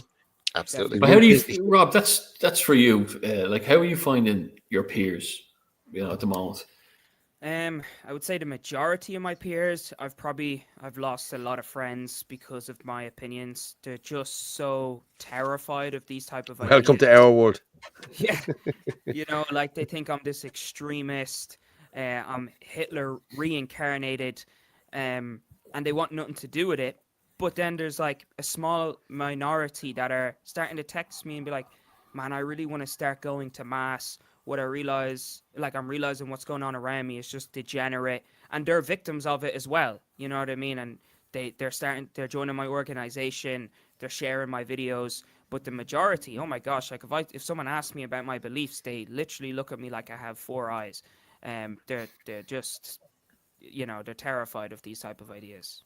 People are asking for your TikTok there, Rob. What's your TikTok handle there? What's it? I had it up there earlier on. I should try. You had it up. Put it up again, will you? Put it up again. Yeah. Go on. I would just look for the comment there for it. It's r.o.b_1. It'll be right in saying that, Rob. I had it up here a second ago. So yeah, carry on. I'll find it again here. There's a lot of comments, isn't there? Wow, they're flying in. Yeah. Often landed hate chopper in City West. Yeah, okay. Anthony started all the trouble in City West. You were just talking about that earlier, Anthony. When Martin. Say again? Yeah. I said we were talking about Anthony causing all the riots in City West. Yeah. Dirty stone thrower, yeah. Fuck's sake. I know. Would you believe, right, the amount of messages I got, people believing that. Some people were so convinced they were. No, I seen the video and all. I just, you know what I said? Yeah. Can you please post the video on the public spaces so I can have a look myself? Because I can guarantee not one person will tell you that I said anything of the sort to anybody. That's a nationalist.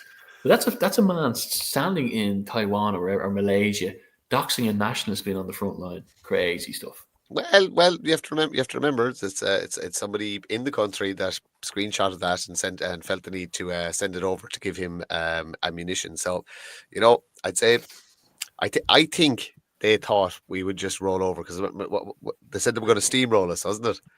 Paul and Martin, they thought we'd roll over when they tried to go to some Ireland first, and now we're still here, stronger than ever. People are revealing themselves. They hate it. They're kicking and screaming every time we do a video. We're so irrelevant. They have to do a video on everything we do. Like, come on. All right, lads, just sit down. You know what I mean? And they think they're the big fishies. Yeah. Let's see how that rolls out. Fishies here. Yeah. I'm just trying to. You can contact the shark. Church on Fire. Someone's going to send me the message there. But there you go. You get us on that number. You can call in or you can WhatsApp us on 089 203 1521. You can also get us on at FitzyDub on X, at Anthony at Casey, at Rugamorph27, Ireland Force 23, YouTube, at Irish Column, at Dale Heron, Paul Fitzsimon's Facebook and Martin Murphy Facebook, and www.irishchannel.com/live. You'll get us on that no matter what. If all the other channels go down, you'll get us on that live. And you can buy us a coffee there as well on, hang on there. Yeah, and I have to do this again. I've just been told to do this again. So if you can, people, there you go. If you can do the screen there and you'll get the QR code, I'll leave it there for a minute or two. We have to do it. You know what I mean? Rob's TikTok. Yeah, I have that Rob's TikTok. I put it in there a minute ago. So, yeah, lads, there you go. Beep that there, and you'll get us on that. Or you can get us on the Stripe there as well. And just so we're clear and everybody knows, Paul, myself, and Orla get none of the money. Anthony Casey takes every single bit of it himself. He doesn't his artist. He gets none of us get a penny.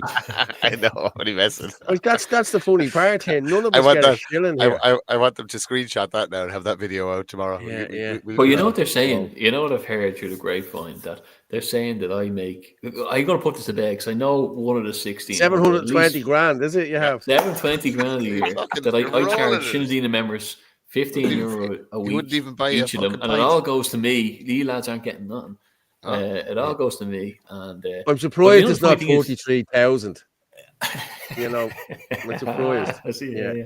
Well, you know, the funny thing is, it's one of them 1,600 people, and they know what I'm talking about, are in Shinadine as well. They know that no one gets charged anything. That's Not what I've been about. Whatever about membership fees down the line, if you get more structured or anything like that. From Sinn Féin's 18-month inception, no one's paid anything bar if they wanted to get their own merchandise done or something like that. That's the only thing. I'm just gonna read Kevin Coyle's thing. I'm allowed to publicly speak again in January. I can't wait. 18 months I'm banned from speaking at events by the Gestapo and the courts. I'll have one hell of a speech prepared. Squeaky bum time for some. I'm loving it. That will be interesting. Paul, in Ballinasloe, we have the PS rag flying. I don't know what that is. Traitors. I don't know what that is. Go on the Coiler. Yeah, that's Kevin. Yeah, I'm going to bring Orla back up there for a minute. Hello there, Orla. Up you come. Oh, sorry. Okay. See you, Orla. No, I want to know what kind of a steamy romance novel she's reading. Well, actually, it is a little bit. Actually, it's a steamy. I know a steamy romance novel when I see one. Set in the 1850s in Paris. I saw you doing this. Yeah, I saw you in the green room doing this when you were flicking through the pages. I know what you're reading. The red room. You haven't seen what's behind the book. Yeah. Yeah, no, I just said, like, we're talking about the utter nonsense in the nationalist movement, so this is literally what I think of it. Okay, I'm going to move on to a video here. Actually, hold on a second. Something I want to ask Rob. Rob, I see you have Loud up. Are you from Loud or are you from Dublin? I'm from Loud. Ah, I thought you were you had a Dublin accent. Yeah, no, I just because I'm from Drogheda, but I just never really picked up the accent too strong. But just as well. Oh. Just as well, I listened to a couple of your videos. I did think you sounded a little bit like Paul Fitzsimon, so I don't know Orla. Guess what? Orla. Even Loud has a posh side. Hey, do you want to know something? I was born in Drogheda. Oh yeah. Mm-hmm. Oh, that's where you get it from. Say Masba. Say Masba.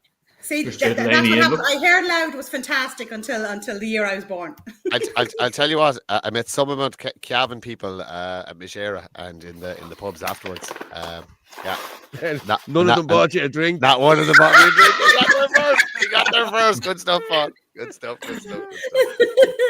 Well, do you know what, Paul? For that smart arse comment, the next time I see you, you'll be buying me the drinks. Did I not say? No, that wasn't me. That gave me the last one. Okay. No, that was my dad used to tell a joke about a Cavan person years ago, and it was probably a really famous one. You probably already know it. There was one. This thief broke into a Cavan man's home one night, and he ate all the bars in the house, and he stole all the soap, and he drank all the milk, and he did a number 2 in the stew and all. He was nasty. When the Cavan man had to throw half the stew out. Did you hear the one about the Cavan man that dropped 50 pence? Hit him on the back of the neck. Did you hear the Jewish one? Did you hear hang on. It's called a sense of humour. Yeah, just as well. Did you hear the one about the Jewish uncle who ran home and told his dad, Dad, I'm not saving 40 pence? He said, how? He said, I ran behind the bus. He said, you fucking idiot. You should have ran behind a taxi. You'd have saved a tenner. Enough about the Jews now. I'm just going to say, Paul, the show was going so well. Now the glitches are going to start. And we're going to have connection issues. Lads, I'm going to play this video from yesterday. Okay, this is what happened in... Oh, is this the one in the UK? Yes. I'm going to play this here now. Okay. Coach G, and there was quite a few people coming through Coach G, and one of the people that were coming through, I had my headphones on, then heard them say, they've got a knife, I've been stabbed. And then when looking up, so they were making their way through the carriage to get away from the incident, from the suspect. They were extremely bloodied. That person ended up, when we pulled in, they were basically on the floor. We couldn't progress further down the train away from the suspect because that person ended up collapsing on the floor. So they were taken into an ambulance pretty much straight away. I think the driver did the right thing when when we called the emergency or contact to let the driver know that something's going on. He pulled into Huntingdon, which is the right thing. Couldn't stop anywhere because anything could have happened. It was the right thing. We were ushered out of the station from the platform, and there was multiple people that had been stabbed that was making their way down, but the suspect had also come off the train as well. So while we were being told to come out of the station, the suspect was obviously running rampant as well, and I don't know reason. No one knows the reason why. People that did witness it have actually gone off to the HQ. Statements have been taken, and they are now going to the police station to give further statements. The armed police were pointing to the suspect as we come off the train. I asked what that suspect looked like. They said it's a black male in all black, so a black hoodie. And then at the back of the station, walking calmly, as the police were coming through, like armed police, I said, I think that's the guy. And essentially, as they got closer to him, started shouting, like, get down, get down. He then was waving a knife, quite a large knife. And then they detained him. I think it was a taser that got him down in the end. But I only saw one person at that point. I did not see anyone get stabbed, but there was a lot of people being moved away from being treated for injuries and coming away with the trolleys. I'd say probably maybe 12 people in total. Initially, it looked like there was only about 4, maybe 6 that had been stabbed. But maybe when we was coming up the train, I think they doubled back and just attacked anyone that they could. I don't know if it was staff or passengers.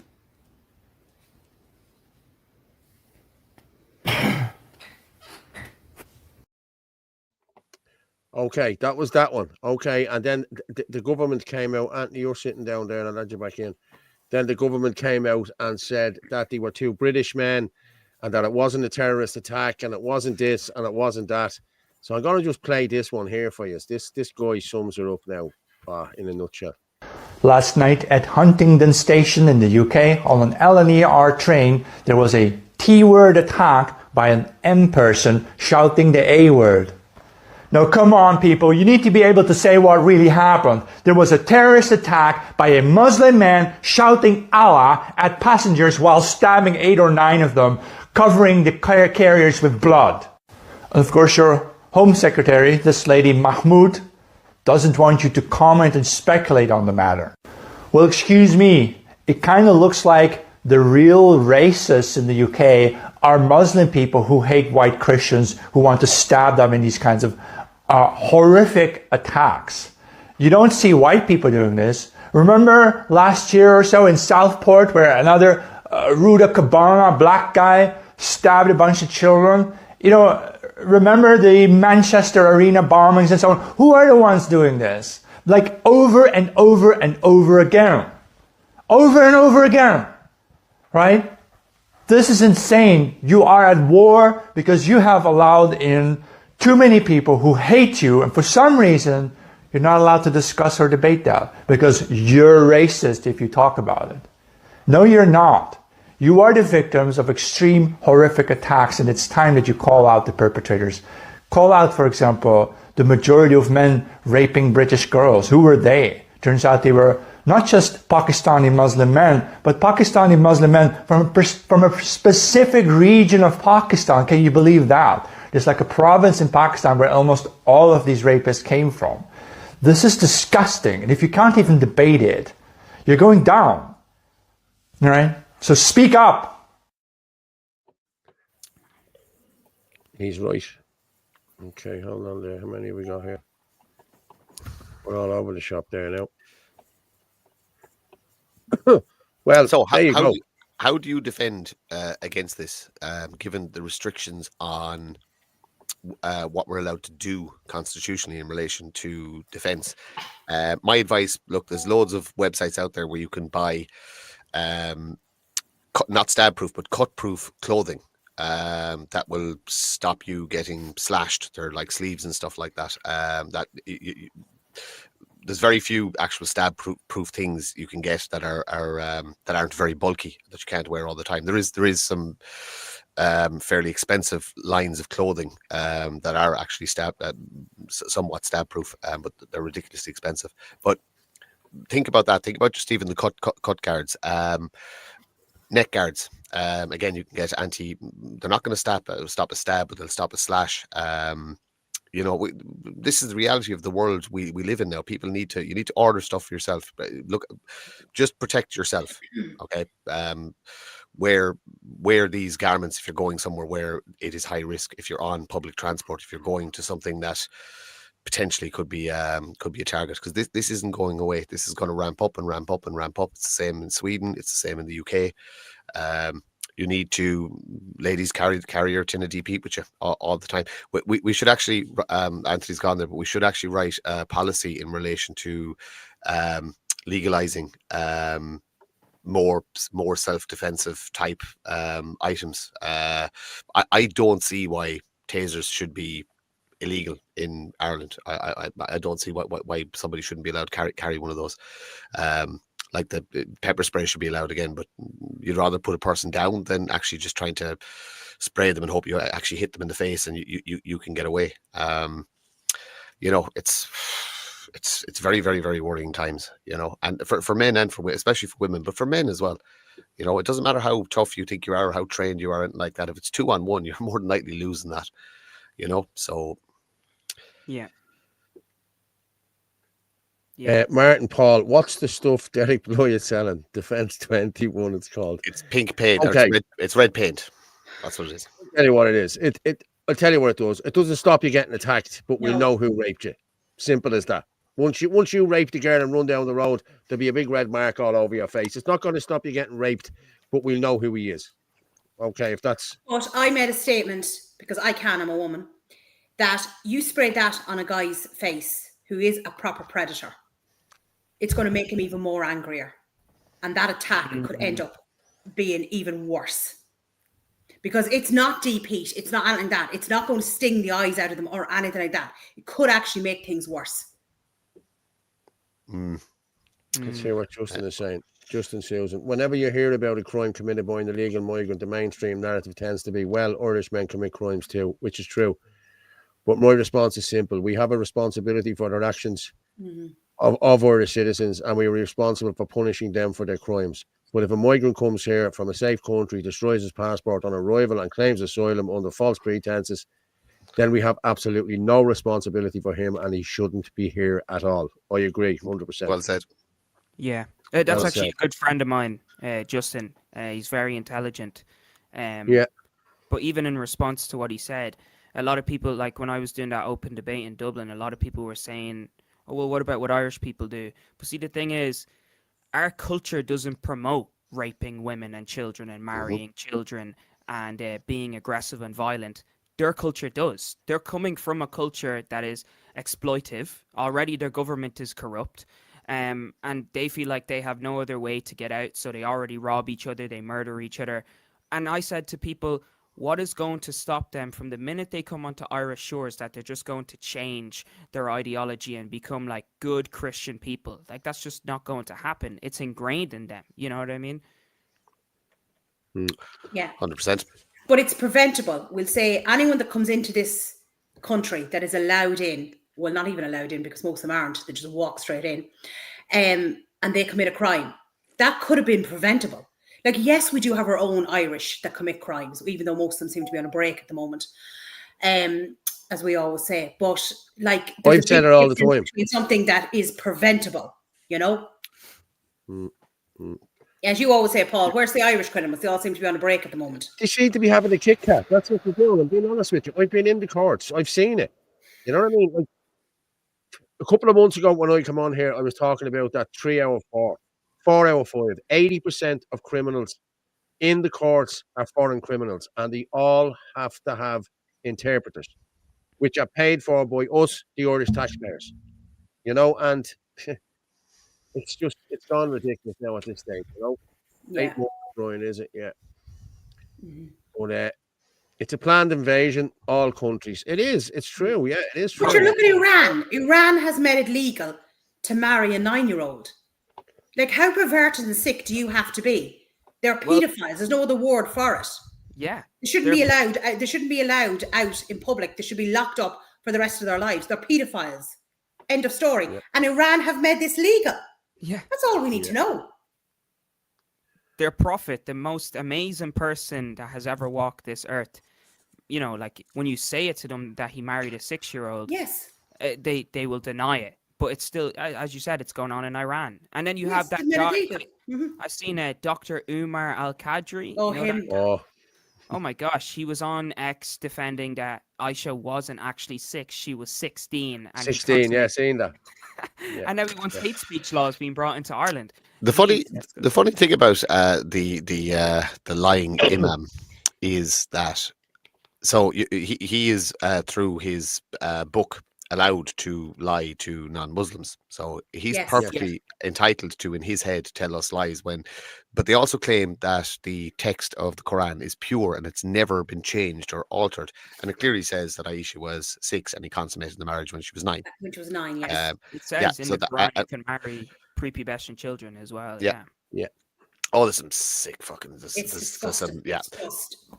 but this guy, according to his belief, is allowed to lie to us because we're non-believers. Look, the simple fact of the matter is Islam must be removed from Europe. It is as simple as that. It's not compatible with our society. No. And people say, oh, they're not all like that. Well, the problem is, and I said it before, is that when the radicals get here, the a la carte Muslims will turn their backs and turn a blind eye to the atrocities because it's our people. You know, it's exactly what happened in the UK, in Southport and the other places. You know what I mean? That people who aren't radicalized still did nothing about it because it's our people that's doing it. And we can't be ratting out our own people. So no, it has to be removed. We're a Christian country. That's it. If you don't like it, don't live here. Simple as that. Yeah, exactly. Mm-hmm. Yeah. And it's they're a bioweapon. Like they don't even realize that they're a weapon to destroy Western society. It all goes back to a certain country in the Middle East. You know, I don't want to say too much, but you know, with their it sounds like shoes, doesn't it? Yeah. You know, and saying, oh, Iran has a nuclear program, they must be destroyed. All these wars in the Middle East, and then where do they have to go when their land is bombed to the ground? They flood into Europe, and they're delighted with that because they just want supremacy of their own race. Yeah, someone saying what Mason symbols are you at up there in the corner? They're not Mason symbols. You need to be subtle. Try and be subtle doing it.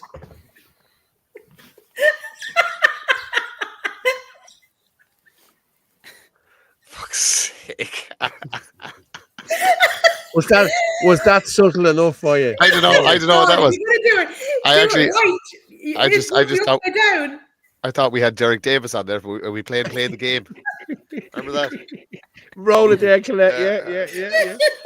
Yeah. He's a book. Okay, I tell you, I'm gonna go with that. I have a couple of vaccine things here, Martin. If you want to jump off. Yeah, like I'll see you, lads. Good luck. I actually had a great conversation with Cal last night, kind of before it kicked off, in relation to vaccines and stuff like that. He's lovely. Cat and Cal are two of the nicest people. Oh my god, unbelievable. They are. Right, I'm going to go with this. This is the largest peer-reviewed study. This is from my mate, Dr. Peter McCullough. The largest autopsy series in the world, 325 autopsies of COVID-vaccinated people who dropped dead a few hours or few days or few weeks after taking the COVID-19 vaccine.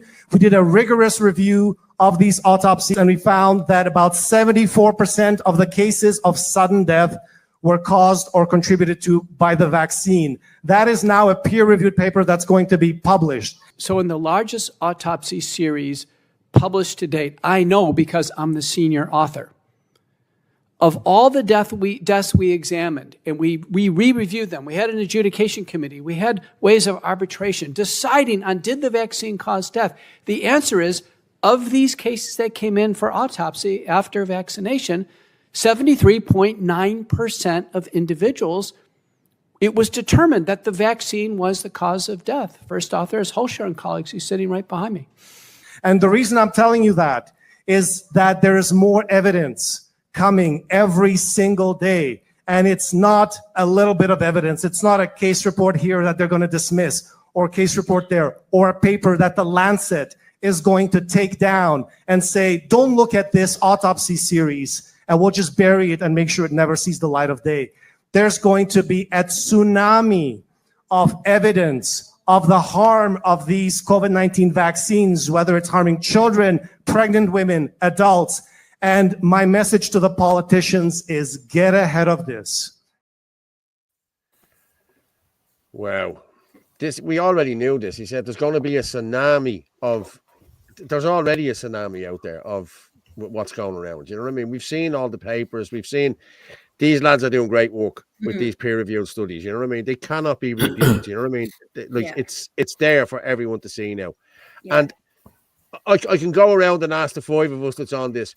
How many people do you know that have died from the vaccines? I know a couple of people. How many people do you know have cancer now because of the vaccines?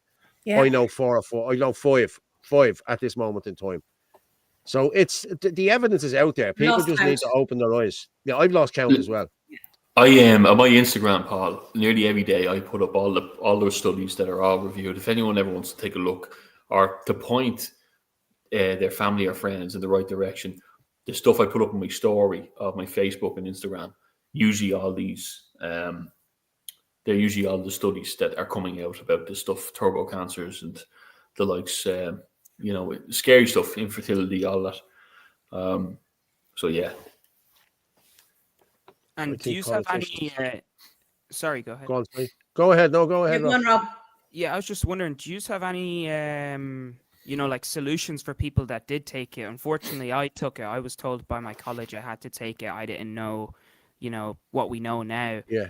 And I haven't been right ever since I took it. Do you know anything that we have a protocol? Yeah. Anthony shared it with you there. I'm gonna put it into the comments again because it is important, Rob. Every time we talk about it, look, all my family and a lot of my friends took it, and who can blame them because of the propaganda that was pushed out there? Yes, people were forced and bullied. Yeah, and exactly, and is it like that for jobs, for every reason, access to anything? But I have shared Dr. Peter McCullough's protocol to it's a base spike protein detox, and people have come back and said, I really feel way better after it. My sister is taking it. People in the O'Hare in the members group, I see them at the taking it. I'm just at the putting it into the comments there if anyone wants to take a look. And you can get a lot of this stuff on iherb.com, ie.iherb.com. You can get all the stuff on it. So that's the exact protocol there. This show is live now, but it can be played back afterwards anytime. Screenshot that, take a note of it, because it's important to offer solutions rather than just give them one shot of what happened before, because a lot of people are sitting at home thinking I got that and they're terrified and it causes anxiety. There is a lot of help out there. I'm going to put that up there as well. You can get fenbendazole. There you go, fenbendazole for £229.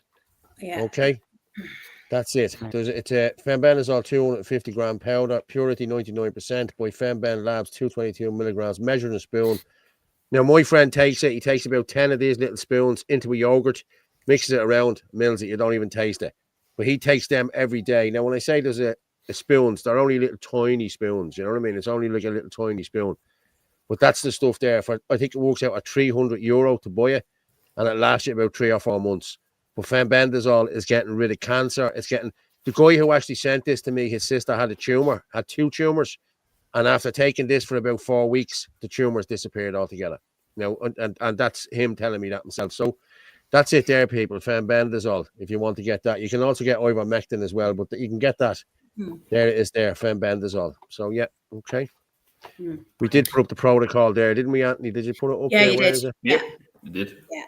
And there's also a protocol you can take every day. I've taken it for the last 4 years.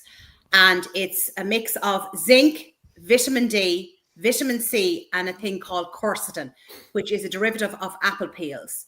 And it actually came from Dr. Zelenko. And it actually protects your immune system against any viruses. It doesn't matter whether it's the cold, flu, chest infection, the RSV, the vomit and bug.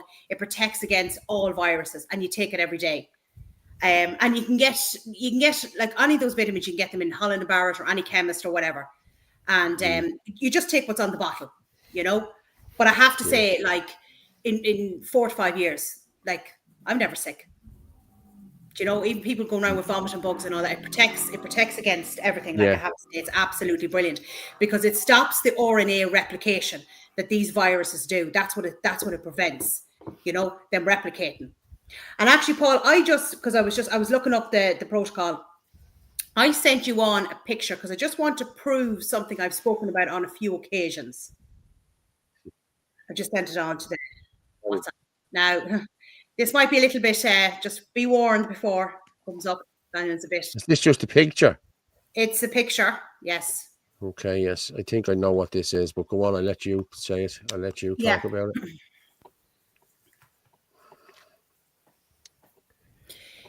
Zoom in a little bit.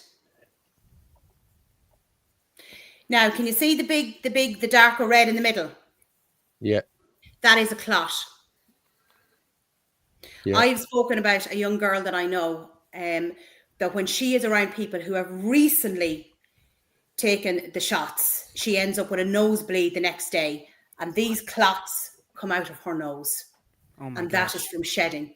And it only happens when she's around people who have taken the mRNA. Now, I did say as well, she has had this happening to her when she's been around people who have taken the flu shots. So they have changed what's in those flu shots as well. They've obviously added in the mRNA in there, and they're not. Now that you say that, I have this here. It's only at 39 seconds long. This is studies that have been done to say the flu shots cause flu more so than that. Now, let's just give it this. Clearly, these two studies show that not only does the flu vaccination increase your risk of flu by 27%, and that study was by Shrestha and colleagues out of the Cleveland Clinic. Over 40,000 people were in that study. So this is a robust study, very credible. And then the other study found 340% increased risks of other viruses when you get the flu shot. And so not only are you getting more flu, you're getting more coronaviruses and more infections, and it's just ridiculous. So remember we featured here in the last week about the Cleveland study, which said if you take the flu shot, you are 27% more likely to get the flu. Well, Orla, did you see that they have 80% of nurses in the UK have said no to the flu shot this year? Yes. Yeah. That'll just tell you, Yeah. Like, what's the point? And why are they giving a flu shot to children? I mean, when we were all growing up, right, and we're slightly older than you, Rob. Well, I mean, Paul is a lot older than you, but the rest of us are only slightly older. But, the flu shot was given to people who were 60 and above. Never was it given to anyone under the age of 60. And now they're giving it to feckin' babies. It's just ridiculous. Okay, so riddle me this. Okay, if the flu shot is so good and it's so brilliant at stopping the flu, how come flu cases have risen every year since the flu shot has been introduced? It makes no sense. You know what I mean? Paul, where did the flu disappear to in 2020? It disappeared. No, you haven't. It didn't disappear. They rebranded it as COVID-19. That's what happened. Yeah, that's exactly what they did. And I have it. Martin's coughing there now. Oh, he's at the catching something. But, Martin, you're gonna spread it to the rest of us now. Yeah, I give you an internet virus. Yeah. No, I smoke. That's why I have a cough. Yeah. Okay, I've another one here now. This is the polio vaccine. This is RFK talking about this, and then we'll move away from vaccines, and I want to talk about Tedros. He wants us all to eat bugs and crickets. So here's the problem: the polio vaccine contained a virus called simian virus 40, SV40. It's one of the most carcinogenic materials that is known to man. In fact, it's used now by scientists around the world to induce tumors in rats and guinea pigs in labs. But it was in that vaccine. 98 million people who got that vaccine in my generation got it. And now you've had this explosion of soft tissue cancers in our generation that kill many, many, many, many, many more people than polio ever did. So if you say to me that the polio vaccine was effective against polio, I'm going to say yes. And if you say to me, did it kill more people, did it cause more deaths than avert, I would say, I don't know, because we don't have the data on that. There's no actual data. Isn't that crazy? If you know what I mean? look at the charts, the polio virus was on its way out when the vaccine was introduced. The vaccine did not stop polio. It was already on its way out.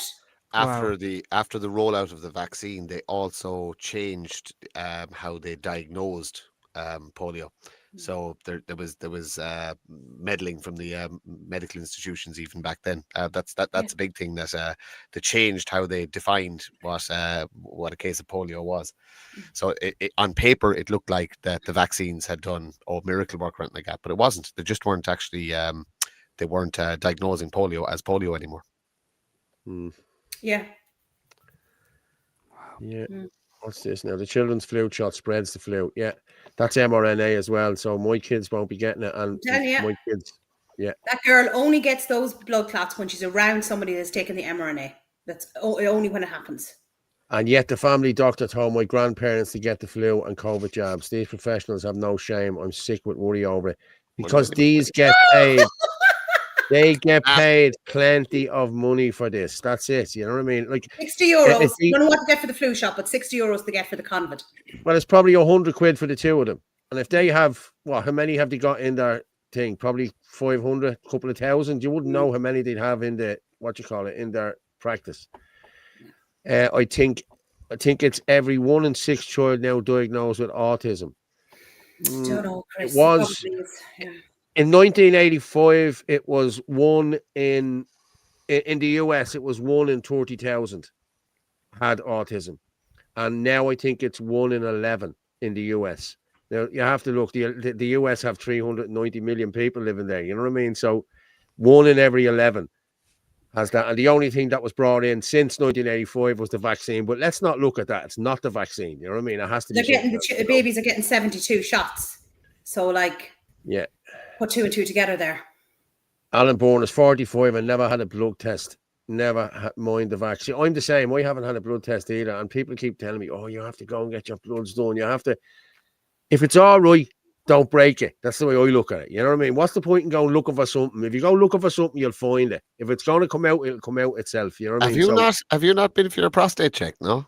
None of that shit. No, there's nobody. The watertight seal come is on, still Paul. there. You need to get your prostate checked. No, Paul. I don't. You're really really grand. Yeah, no, you're all right.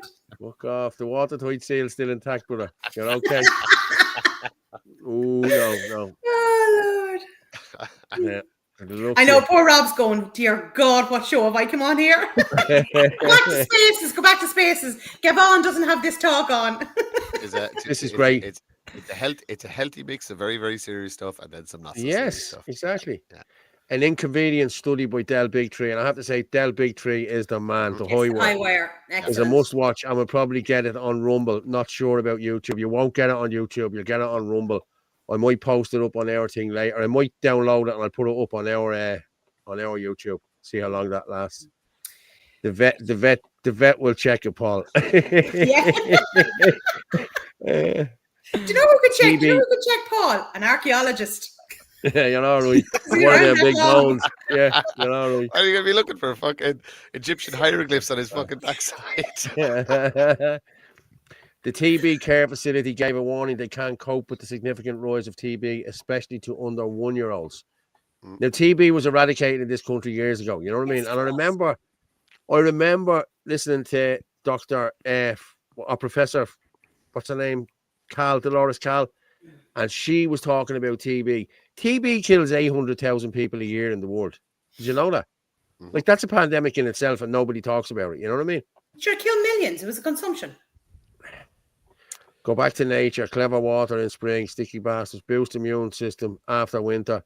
Then nettle tea is an antihistamine for the summer. Berry in autumn and build up your vitamin C for the winter. Add in cloves for anti-parasitic and cinnamon, honey and lemon and whiskey. You need the whiskey, don't you? You do. For an old We're very rarely sick here in the last few years, although pepper spray wrecks your lungs. Yes, it does. Fair That play was to you, actually. Leroy. So we all remember when we grew up. Like you're Yeah. out in the field and you could be eating shite. Nobody cared. Like nobody cared. And yet kids were so much healthier, like, you know, than what they are nowadays. The nettle thing There you is go, really Martin. interesting. Yeah, the Martin nettle thing Paul is needs a good looking nurse. Angela, is that an offer? that's an offer. And Angela. the nettle thing is really important. Nettles are actually so good for you. There's a Yes. doctor that Yeah. you see him stinging himself, and it's so good for your immune system. And there's something about the nettle stings that basically eliminate an awful lot of problems. You eventually get tolerant. You don't even feel the stings anymore, and you're saying all of the new growth. You can just eat it, make tea out of it, boil it, whatever. But they're so good for you, nettles. But, and like I said, especially for people with allergies. Yes. Yes. Actually stinging yourself with the nettle. If you keep doing it, you eventually won't have allergies anymore. Derek McLaughlin. Okay, was that it, Derek? That hand gesture you're referring to was a Masonic. Is tool used to keep calm when speaking? Oh, is that what it is? That's why I'm doing it then. I'm trying to keep calm. Yeah, I don't know. Why do they need to keep calm when they're speaking? Is it because they know that they're basically because they're telling lies? Yeah, well, the word of the devil. Yeah. Have to look into nettles. Yeah, I tell you, I take it as well. And, I take dandelion root. Dandelions, yeah, are brilliant as well. I have a dandelion root tea every morning before I head out. Yeah, or before I head anywhere. Like it's only little capsules. I take them out. I like powder. 2 of them into it. You make it. Now it tastes like shit. It tastes like muck. You know what I mean? But hey, listen, if it's good for you, I'll take it. You know. For dandelion flower. Yeah, that's it. Okay, I think we're nearly. Do you want to play that Ted Rose? Yes, this fucking needs it. Oh. Yeah. Our food systems are harming the health of people and planet. Food systems contribute to over 30% of greenhouse gas emissions and account for almost 1/3 of the global burden of disease.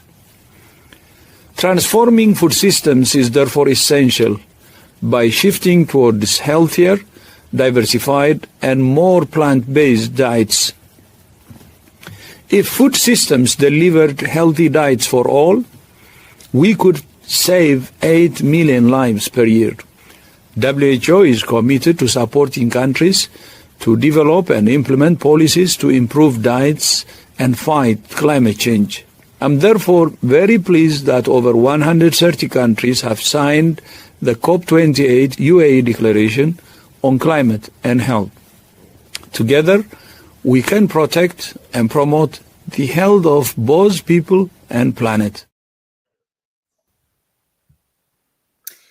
Yeah, maybe somebody should ask him what about the war crimes he was committed off over in, where was it? Ethiopia? Ethiopia, yeah. The only one who is a danger to this world is the likes of himself and a few of his pals. Yeah, I agree. Tedros, his lips are moving, so he's telling lies. Exactly. It's true. Mm-hmm. Like, I think, wasn't he a leader of the Tigray liberation, whatever, terrorist organization? Yeah, but you committed war crimes. 1.5 pounds of meat a year, yeah. Paul, I have to jump off there. Okay, so we're going to finish up now in a minute. And anyway, but just someone's at the text to be in there. St. Matthew's Church in Ballyfermot is on fire. A lot of Garda presence. The church is on fire. You have friends in Bally there, Anthony. Can you check it out or put it out in the group there to find out? St. Matthew's Church, right? The roundabout. Yeah. Oh no, maybe it's not the roundabout. Big one, isn't it? Is it? I think it might be. I'll ask the question there. There's a few. I've seen a few. My friends from Ballyfermot were in the comments there earlier on. So on Facebook. So if they haven't seen it now, I'll ask the question. Oh my gosh. That's another church. Another church. Good night, God bless you all. Christ is King, Eric, bro. Need a huge turnout at Tusla on the 25th. Make sure that you're here, you're there. Okay. This is the hill we die on. No, you're right, Ferg, yeah. If I'll have a chat with you tomorrow about it, and we'll keep promoting it. Don't you worry, it will be promoted. Fair play. So good night, God bless, Ferg. Yeah, talk to you later. TikTok, what's this? Someone's at the send me in. Hold on now, we could have a video for this. That's the brilliant thing about the live show, you know what I mean? It's people send you in stuff, you know. Is this about the church? Yeah. Oh Jesus! Look at this. No, where's the Catholic Church coming out and the Pope? Oh my God! About all the churches all over Europe been destroyed, and they're not all electrical faults. Oh my God! This doesn't look good. I'm being honest with you. Jesus, this doesn't look good. Let me just pull this down. Yeah, Rob needs to come back on again. Fair play, Rob. Yeah, definitely. Yeah. Rob, I need a new co-host. I'm down. I've been wanting to see a live show for so long. You know what I mean? This is great. Come here and I tell you, you should do this yourself. You should do one yourself. Pick a slot one of the nights during the week. You can use this. We can set it up for you. You can come in and have it with whoever you want. So that's no problem. Rob, you can even borrow Angel if you want. It's backdrop. Yeah. You can even have my studio here. You can move in here for a night. You know what I mean? The posh gaffer. And you can have the angry man in the corner if you want as well. Yeah. That's not wrong. You don't want the angry man in the corner. Look at the face. I'm actually I'm quite pleasant today. Yeah, you are. Lads, I tell you, this looks bad. This looks bad, lads. I'm being honest with you. Trying to we can only lose, and our love become a funeral pyre. Come on, baby, light my fire. Come on, baby, light my fire. Try to set the night on fire. Yeah. Oh my God, that is. Jeez, I wonder what happened. Well, an electrical fire, I'd say. Somebody left a candle burning in the church, or something like that. Yeah. This is terrible. Wow. That is disgusting. It really is now. Is that video over on X, or where is it? It was sent to me there on. It's on TikTok, yeah. I'm just seeing. It's on TikTok. I'll send it to you now, Orla. I'll send it to you. I have it downloaded, so I'll send it on to you. Thank you very much for sending that in to me. Fair play to you. Wow, that is mental. And there's another one. Hold on. Here's another one. Let me see before we finish up.